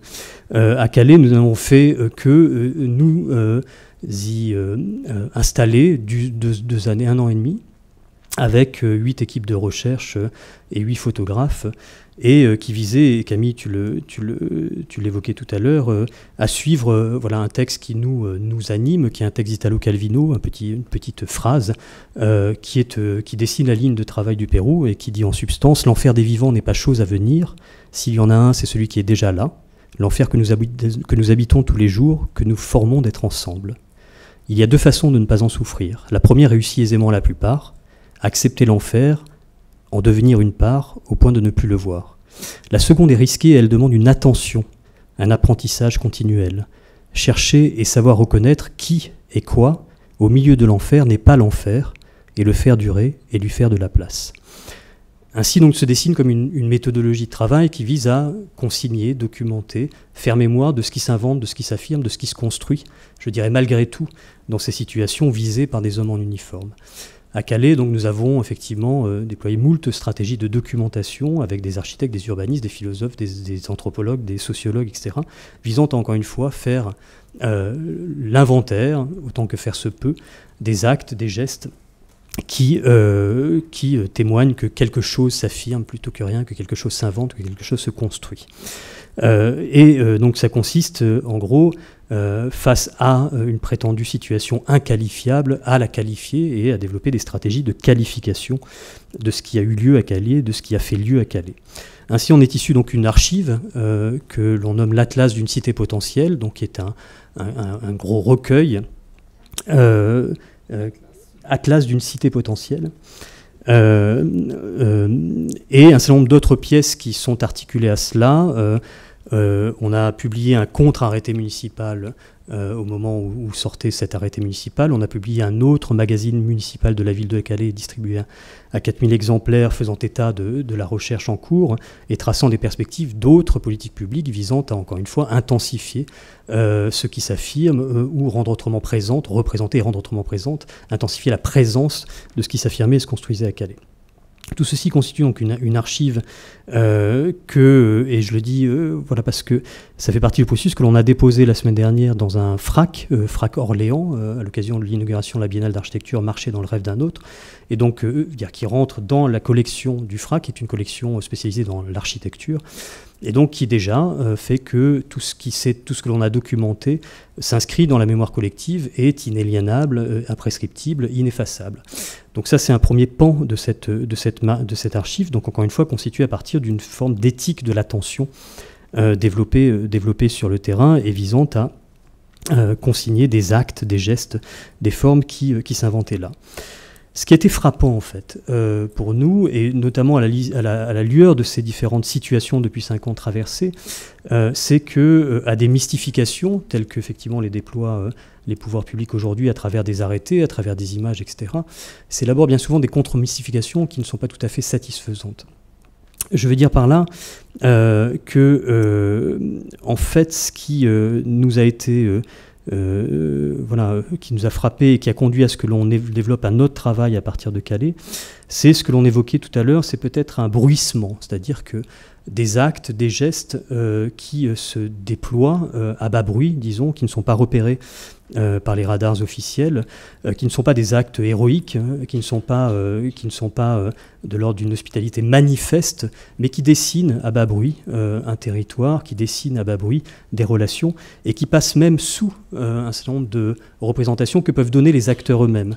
Je pense notamment, par exemple, à donc, une équipe de sociologues qui a travaillé plutôt à Calais, et Louise sans doute connaît ça bien mieux que moi.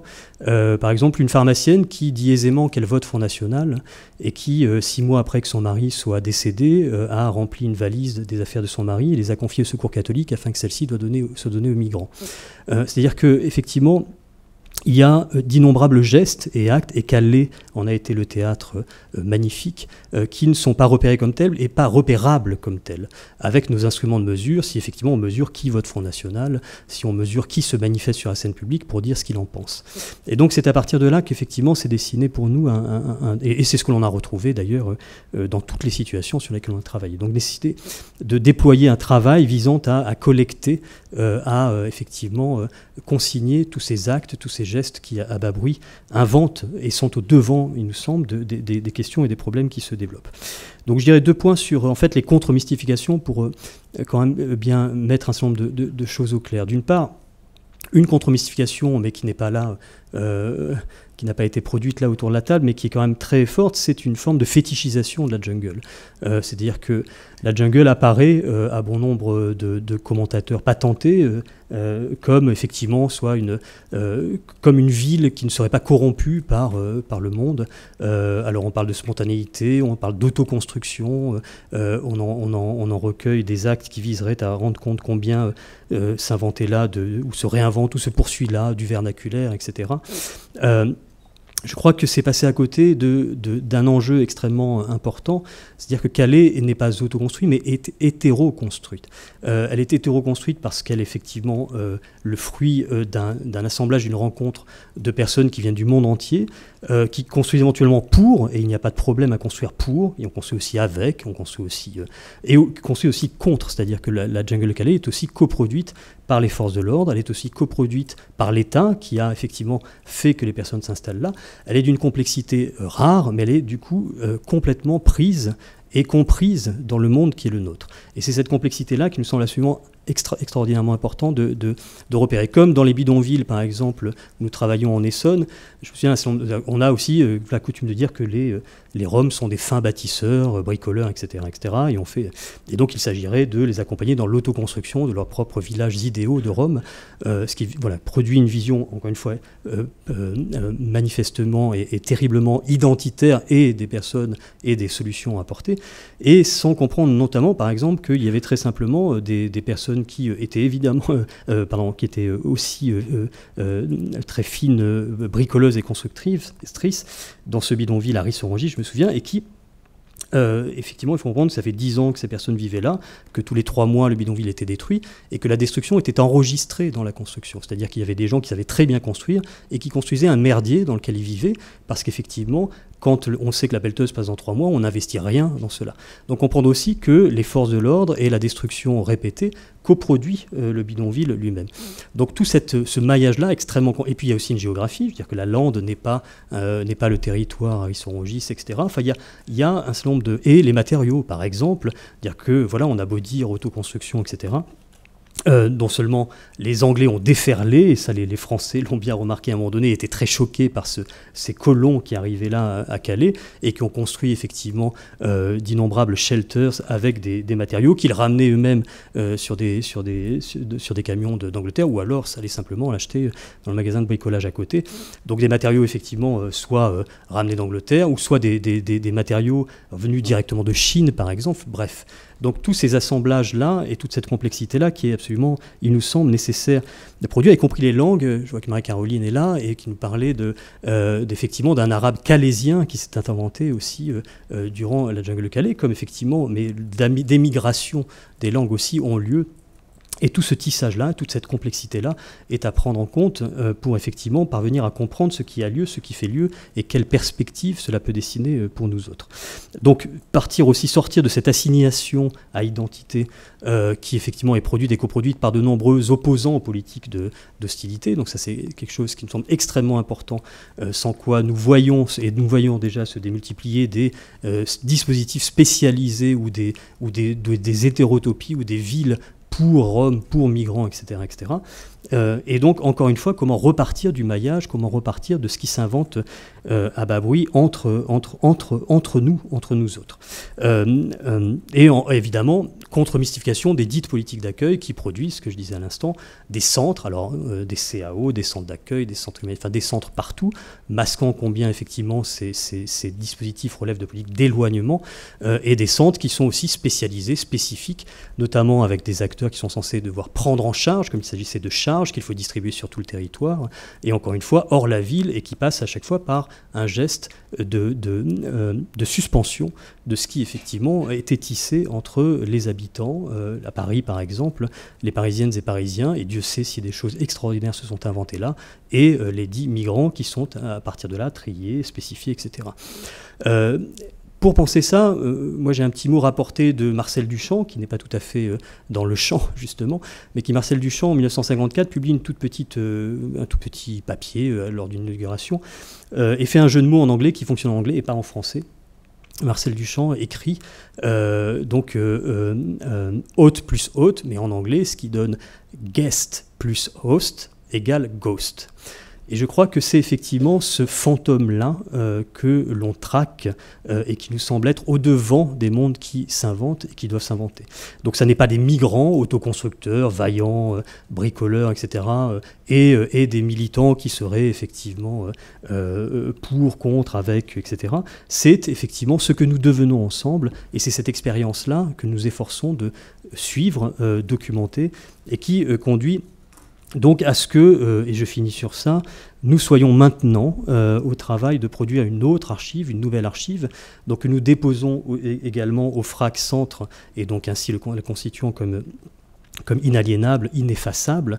C'est un texte très simple, c'est un texte qui est produit alors à partir d'un autre texte, d'un texte de loi, donc quand même... Il faut que je vous lise, parce que ce texte de loi, donc il faut lire la loi, et ce texte effectivement vise tous ces actes, tous ces gestes à bas bruit qui se déploient sur le territoire, et qui sont notamment texte qui est utilisé pour poursuivre Cédric Héroux et consorts. Et ce texte, donc, qui est l'article 622-1 du Code de l'entrée et du séjour des étrangers et du droit d'asile, dispose que toute personne qui aura par aide directe ou indirecte faciliter ou tenter de faciliter l'entrée, la circulation ou le séjour irrégulier d'un étranger en France sera puni d'un emprisonnement de 5 ans et d'une amende de 30 000 €. Donc ce texte généreux, puisqu'il vise extrêmement large, vise effectivement tout ce qui nous a semblé extraordinairement au devant du monde qui s'invente.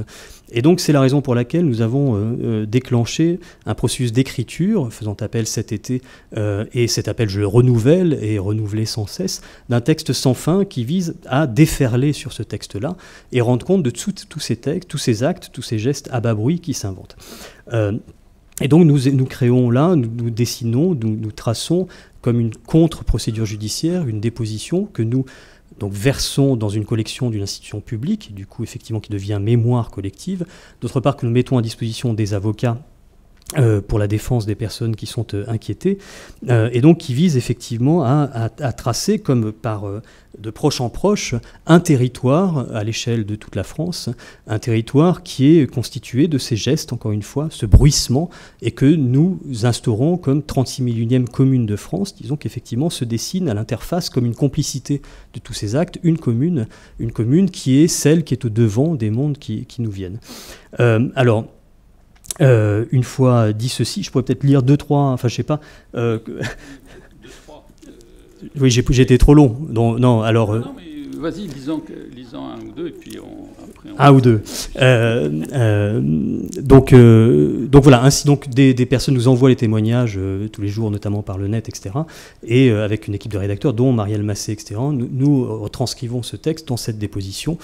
Donc je vous lis voilà, ceux qui viennent là, que nous avons lus pour la Nuit Blanche d'ailleurs à Paris il y a quelques temps, et que nous allons lire à Beaubourg, etc. Et puis sur différentes places publiques. Je commence. Donc Robert F. et Daniel F., tous deux retraités, habitant à Clermont en Argonne, accompagnent et soutiennent dans ses démarches administratives de demande d'asile Rami T., kurde irakien de 25 ans, avec qui ils partagent ainsi leur vie quotidienne tout au long du printemps 2017. Julie L., 24 ans, étudiante résidente à Paris, accompagne à la gare du Nord le 26 juin 2017 Barroz H., jeune irakien âgé de 19 ans à qui elle a donné asile pendant 2 nuits et qui repart ce soir-là pour Dunkerque. Au moment de s'engager sur le quai, elle lui prend la main et se colle contre lui, pour donner l'illusion d'un couple et éviter ainsi au jeune homme d'être contrôlé par les policiers. Julie L. attend le départ du train à 20h56 avant de quitter la gare.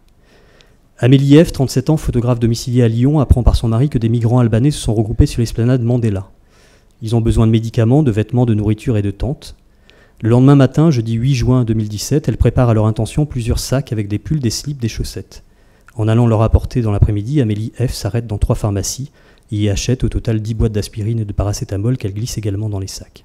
Etc. etc. Donc nous avons des dizaines et dizaines de textes de cet acabit-là que nous déposons encore une fois dans ces archives. Et donc je conclus juste donc, sur ce tissu de textes qui dessine cette commune que nous essayons de cartographier et faire apparaître, effectivement, afin aussi de défaire cette constitution de Cédric Herrou, etc., comme des cas ou comme des exceptionnalités. On est en train donc de la déployer, la faire se déployer dans différents lieux voilà, où je vous donne rendez-vous parce que nous allons en parler et encore une fois essayer de le faire résonner et de le faire s'étoffer. Notamment à l'Institut du monde arabe le 23 novembre, donc dans une soirée qu'on organise qui s'intitule l'hospitalité qui vient, avec Patrick Chamoiseau, Patrick Bouchin, Marie-Josée Mondzin et d'autres.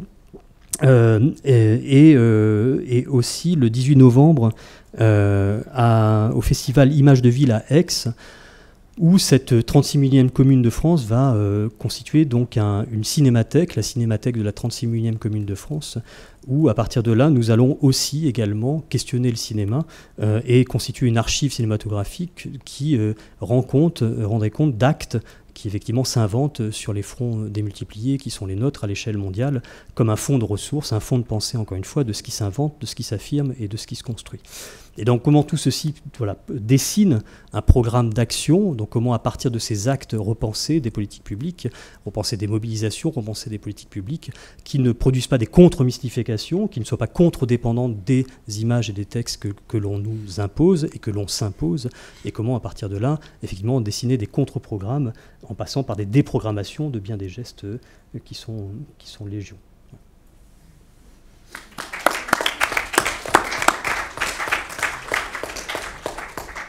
Bien, écoutez, je remercie chacun des intervenants. Je crois que depuis tout à l'heure, depuis le problème de la prise en charge de la vie psychique dans des situations transitoires, jusqu'à ces questions de fabrique du commun à travers la parole ou la musique, et puis les témoignages qui ont été apportés de ce qui s'est passé dans la jungle et ce que vient de dire Sébastien à l'instant, nous avons là un large panel à la fois de témoignages, d'exemples de situations, et puis aussi, de façon affirmée ou de façon suggestive, des propositions alternatives. En tout cas, la conviction que d'autres manières d'accueillir, d'agir et de faire avec les migrants sont infiniment possibles et s'opposent évidemment à la non-politique migratoire actuelle, à la fois de l'État français d'ailleurs et de l'Union européenne. Bon, tout ceci va susciter des questions, donc je vous donne tout de suite la parole. Il y a sur la table deux micros qui vont circuler. Si vous voulez intervenir, il est 4h moins 10, donc on est un peu en retard, on se donne un quart d'heure de discussion, si vous en êtes d'accord. Donc je vous invite à intervenir, mais à intervenir de façon brève et efficace, si j'ose dire. C'est affreux, mais bon. Bonjour. Allô? Oui, bonjour. Dominique Couret, géographe. Je voulais juste dire qu'en fait, on a l'impression que malgré toutes les politiques d'invisibilisation, on voit remonter cette histoire de la vie quotidienne et l'espace lui-même commun comme de vie quotidienne, hein, quel qu'il soit, comme irrésistiblement présent. Et en fait, il y avait Attali là, qui disait là, sur votre petit montage, il n'y a pas d'alternative à la réalité. Et oui, la réalité, c'est celle-là. Donc, toutes vos initiatives qui est de documenter, faire entrer dans le patrimoine de savoir et de connaissance toutes ces situations de fait, de réalisation de paix sociale, au-delà de ces confrontations policières, agressives, d'exclusion, eh bien oui. Après, Attali, il aura raison. Il n'y a pas d'alternative à cette réalité d'une construction possible et d'alternative possible d'une paix sociale basée sur le commun et l'hétéroculture, ou je ne sais pas quoi. Mais en tout cas, ce qui est important, cette chose importante.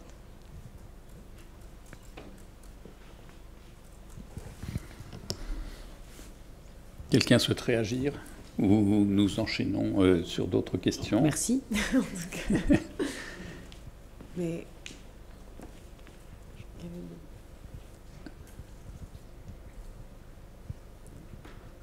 Bon, bah alors réagissez à la table, là. Non, mais c'est vrai, il n'y a pas d'autres réactions ou questions? Madame? Madame. Non, je sais qu'il y a des personnes qui sont particulièrement concernées ou actives dans les mêmes problématiques, donc elles n'hésitent pas aussi, sans que ce soit un retour sur ce qu'on a pu dire, à alimenter cet échange, parce que voilà, je crois qu'il y a plusieurs personnes qui travaillent dans les mêmes directions ou qui ont aussi de quoi contribuer. Oui, c'est un peu dans ce sens que je voudrais intervenir par rapport à un CAO qui a été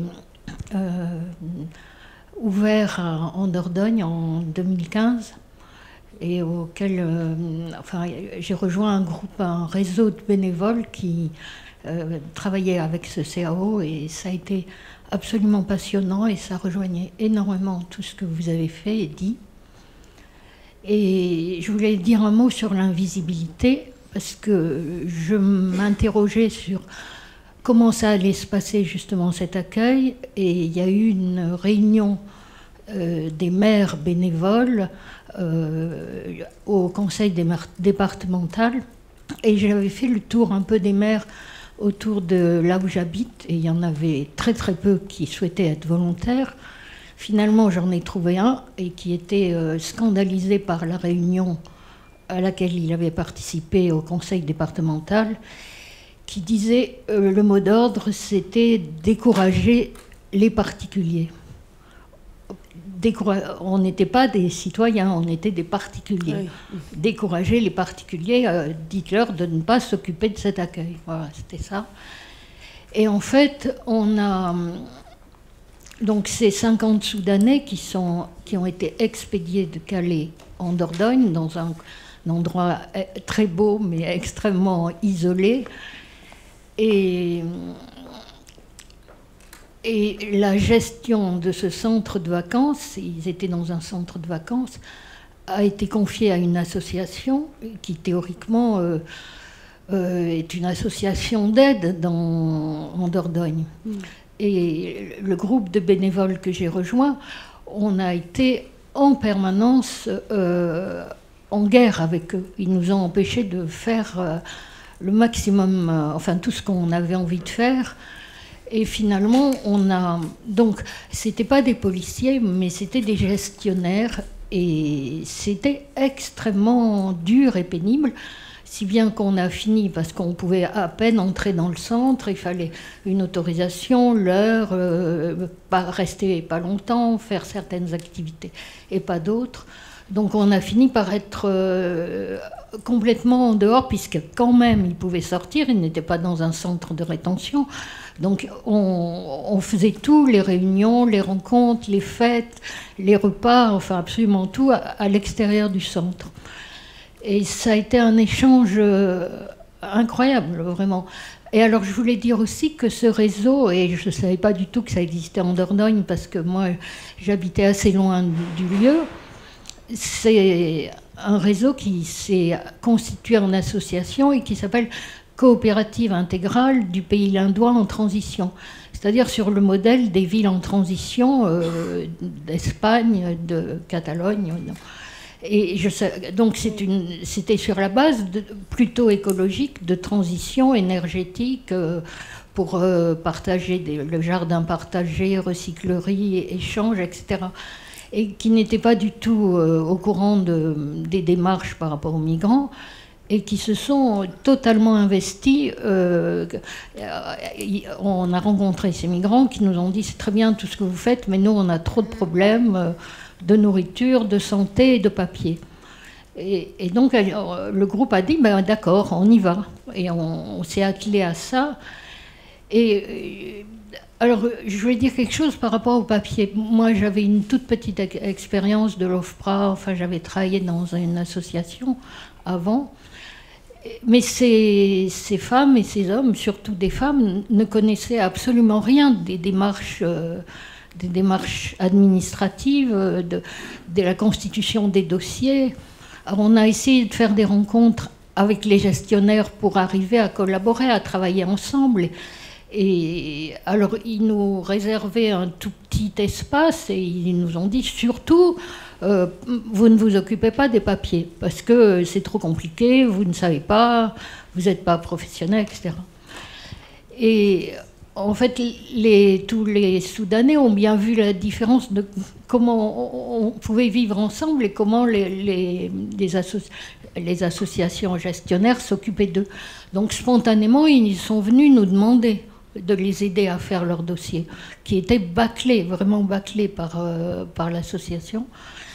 Et donc j'étais un peu sidérée par cet investissement et tout ce groupe s'est investi en apprenant tous les logistes, en prenant des relations avec tous les groupes juridiques pour comprendre ce qu'il fallait faire, les démarches, etc. Et on a fait, moi j'y ai participé, mais j'étais pas sur place et je venais de temps en temps, le plus souvent possible, un travail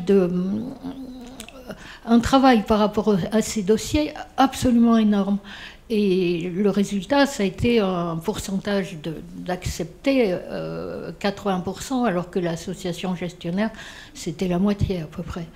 Mais tout ça, ça n'empêchait pas qu'on était constamment dénoncés comme mettant le trouble, faisant... Voilà. Enfin, il y aurait beaucoup de choses à dire, mais pour moi, ça a été une expérience tout à fait fabuleuse et on continue. Enfin, et j'avais très envie de vous rencontrer parce que, justement, pour arriver à avoir une position juste dans ce travail-là. Et c'est une association aussi qui travaille sur le commun. Et donc, arriver à en parler avec vous et à voir ce qui est possible de faire. Il y a eu, je voudrais juste en dire un mot, mais pour moi, ça a été stupéfiant comme forme de travail. Les Soudanais demandaient tout le temps à l'association gestionnaire de leur faire rencontrer des avocats. C'était un village au fond de la Dordogne, et le chef-lieu, c'était à 60 km. Bon, et l'association disait oui, on en a parlé, ils vont venir, et puis ils ne voyaient rien venir du tout. Donc le groupe a pris ça en main, on s'est renseigné, on a appelé des avocats de Bordeaux spécialisés dans cette approche. Et finalement, pendant toute une journée, ils sont venus à 5 avec des traducteurs, 3, et nous on en avait trouvé 2 autres. Et je pensais à ça, votre proposition de table avec des échanges. Et alors, pour moi, ça a été un moment de travail, je n'avais jamais connu ça, je crois. On avait une grande salle des fêtes, et il y avait 5 tables dans la salle des fêtes, et à chaque table, il y avait des avocats et avocates, un avocat, un traducteur, deux membres des associations bénévoles, et chaque Soudanais pouvait venir discuter avec l'avocate, dire ce qui allait, parler avec l'avocate. Et c'était dans une grande salle, donc il y avait une circulation, c'était une atmosphère de travail calme, détendue et en même temps incroyablement studieuse. Et les avocats, on pouvait se déplacer, demander un renseignement. Ça tournait comme ça dans une espèce de tranquillité et de ferveur, je ne sais pas. Et les avocats en partant... Pardon. Ouais. Pardon. Non, j'ai dit merci pour ce témoignage. Et les avocats en partant ont dit que ça leur avait redonné des forces. Bah oui. Non, mais c'est très intéressant ce que vous rappelez. Je repensais à cette... il y a vraiment cette question des échelles aussi. J'ai l'impression que dès qu'une situation se rapproche ou devient en proximité, qu'on se met en proximité d'elle, qu'il y a des moyens d'action qui se trouvent. C'est pourquoi je trouve... il y a deux réactions à la table, mais... Donc juste par rapport à ce que vous faites, Sébastien, au Pérou, de rapprocher en fait ces récits et de montrer à quel point ils sont proches et à quel point ils sont voisins. On le voit bien dès qu'il y a cet éloignement de... Ça se passe là-bas à Calais, j'habite dans le sud de la France, et il y a une difficulté très grande en fait à avoir une approche de la question. Et dès qu'il y a rencontre singulière, et c'est beaucoup de témoignages qu'on a eu aussi de gens à Calais qui finalement ont commencé à travailler avec les exilés, tout simplement parce que en fait leur médecin était aussi un migrant et que c'est ces petites rencontres en fait qui créent faut déconstruire une espèce de fabrique du monstre. Il y a d'ailleurs un ouvrage là qui est sorti qui met en rapport la fabrication de l'invisible et la fabrication du monstrueux, et comment est-ce qu'on rend les gens monstrueux en les mettant le plus loin, le plus invisible possible pour construire cette espèce de mythologie de l'étranger, alors que la petite rencontre replace en fait les conditions et les possibles, et tout simplement l'égalité des personnes. Mais je me tais parce que... Je donne la parole donc à Élise et puis ensuite à Sébastien qui voulait la prendre, mais très rapidement parce que ensuite on va quand même faire une toute petite pause et puis il y a surtout la deuxième partie et la discussion pourra continuer à ce moment-là. Pardon, Élise. Merci. Non, mais vraiment, enfin là, ce que tu disais, je me disais qu'en fait, ce qui est puissant du côté de l'État, de la politique qui est mise en œuvre, finalement, c'est cette logique ségrégative qui pousse vers de la séparation, du nous contre eux, de l'éclatement, et conjuguée avec l'urgence, en fait. Il y a toute cette forme d'injonction, en quelque sorte, à être dans l'urgence, bon... Et je trouvais vraiment passionnant là, Tout compost, et finalement le film aussi que tu as fait, Lou. Et je me disais que les uns et les autres, ce ce qui se retrouve, c'est cette idée d'injecter une certaine temporalité, de la continuité dans quelque chose. Même je trouvais dans ton film, c'était frappant, le rythme, où voilà, des fois ça s'arrête de manière abrupte, et puis il y a le rythme de la musique, il y a, enfin, c'est-à-dire comment insuffler des temps plus continus, d'échanges, de conversations, où là, ce que vous dites avec, on a du temps, on travaille de manière studieuse pour lutter contre, finalement, ce dans quoi on nous place, enfin, l'état dans lequel on nous met, avec l'urgence de « il n'y a pas de place », même quand on va à la chapelle, enfin, c'est frappant, c'est des lieux d'hyper-ségrégation, quoi. Voilà, enfin, je me disais, et ça rejoint bien sûr la pratique analytique, hein, où il faudrait vite arracher le symptôme du sujet, et puis on dit, attendez, on y va doucement, hein, on y va doucement, on prend le temps de réfléchir, d'analyser, et pas d'arracher du symptôme qui de toute façon réapparaît, sinon d'une autre manière. Donc je crois que c'est vraiment ça, et je me disais, ça fait sens chacun qui est au bout la collecte, avec cette patrimonialisation, je ne sais pas trop comment on dit, mais voilà. Voilà, c'était juste une petite remarque. Je voulais juste pointer dans votre témoignage, madame, deux tabous, dans le fond, que vous levez, qui me semblent être, pour garder le langage psychanalytique, celui de la responsabilité, celui de la jouissance, d'une certaine manière. La première, en fait, le premier tabou, il est quand même deux tabous qui sont extrêmement inscrits, y compris dans nos positions. Vous parliez de comment construire nos positions. Le premier, comme vous dites, effectivement, décourager les particuliers, qui est une technique, mais qui vient effectivement en regard et en miroir de la manière dont nous présentons, décourager d'une certaine manière, en répétant d'ailleurs que nous n'avons pas à nous substituer à l'État, nous n'avons pas à prendre en charge ce qu'il devrait, etc., comme si nous étions irresponsables de principe et que ce que nous faisons ne nous concerne pas.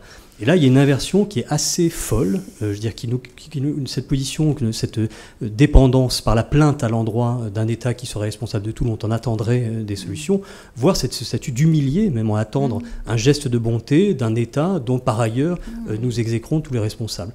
Donc cette position-là, c'est comment se saisir de la pleine responsabilité. On ne le fait pas à défaut d'eux, on le fait effectivement dans le cadre d'une responsabilité qui est la nôtre et nous faisons commune. Et le deuxième point sur la jouissance, ce qui est la même chose, qui est peut-être un tabou encore plus sévère, c'est-à-dire que quand on fait témoigner les militants que nous sommes tous, il est extrêmement difficile de faire part, donc on sait la mâchoire serrée, et c'est effectivement du drame, et que comment effectivement parler de ce que vous avez énoncé là, vous avez dit c'est fabuleux, extraordinaire, etc., tout un langage qui témoigne d'une puissance en acte dans les gestes d'hospitalité, dans ce qui effectivement se construit là. Et est-ce qu'il n'y a pas là le ferment effectivement d'une forme de résistance extrêmement puissante si nous arrivions à affirmer combien agir est jouissif, combien agir nous fait exister. Et c'est la moindre, finalement, des choses que l'on peut attendre de ces relations-là. Dire que, non pas, nous ne sommes pas désintéressés, nous sommes hautement intéressés à agir, parce que effectivement ça sert notre existence et ça nous fait être, quoi. Donc ça, ces attachements-là, comment parvenir à les parler, arriver à partir de là. Et juste pour finir, parce que j'ai fait 15 000 lectures, et j'en fais une dernière, une 15 001e, de Gaston Bachelard, ça s'entend, qui dit « Le paradoxe de la condition humaine, c'est que l'on peut devenir soi-même que sous l'influence des autres ». Et que ça, effectivement, comment repartir de cette évidence-là, que c'est dans cette relation à ces altérités démultipliées que, effectivement, de l'existence se prolonge et éclot. Et c'est un enjeu majeur et politique que d'arriver à l'affirmer, il me semble. Merci Sébastien.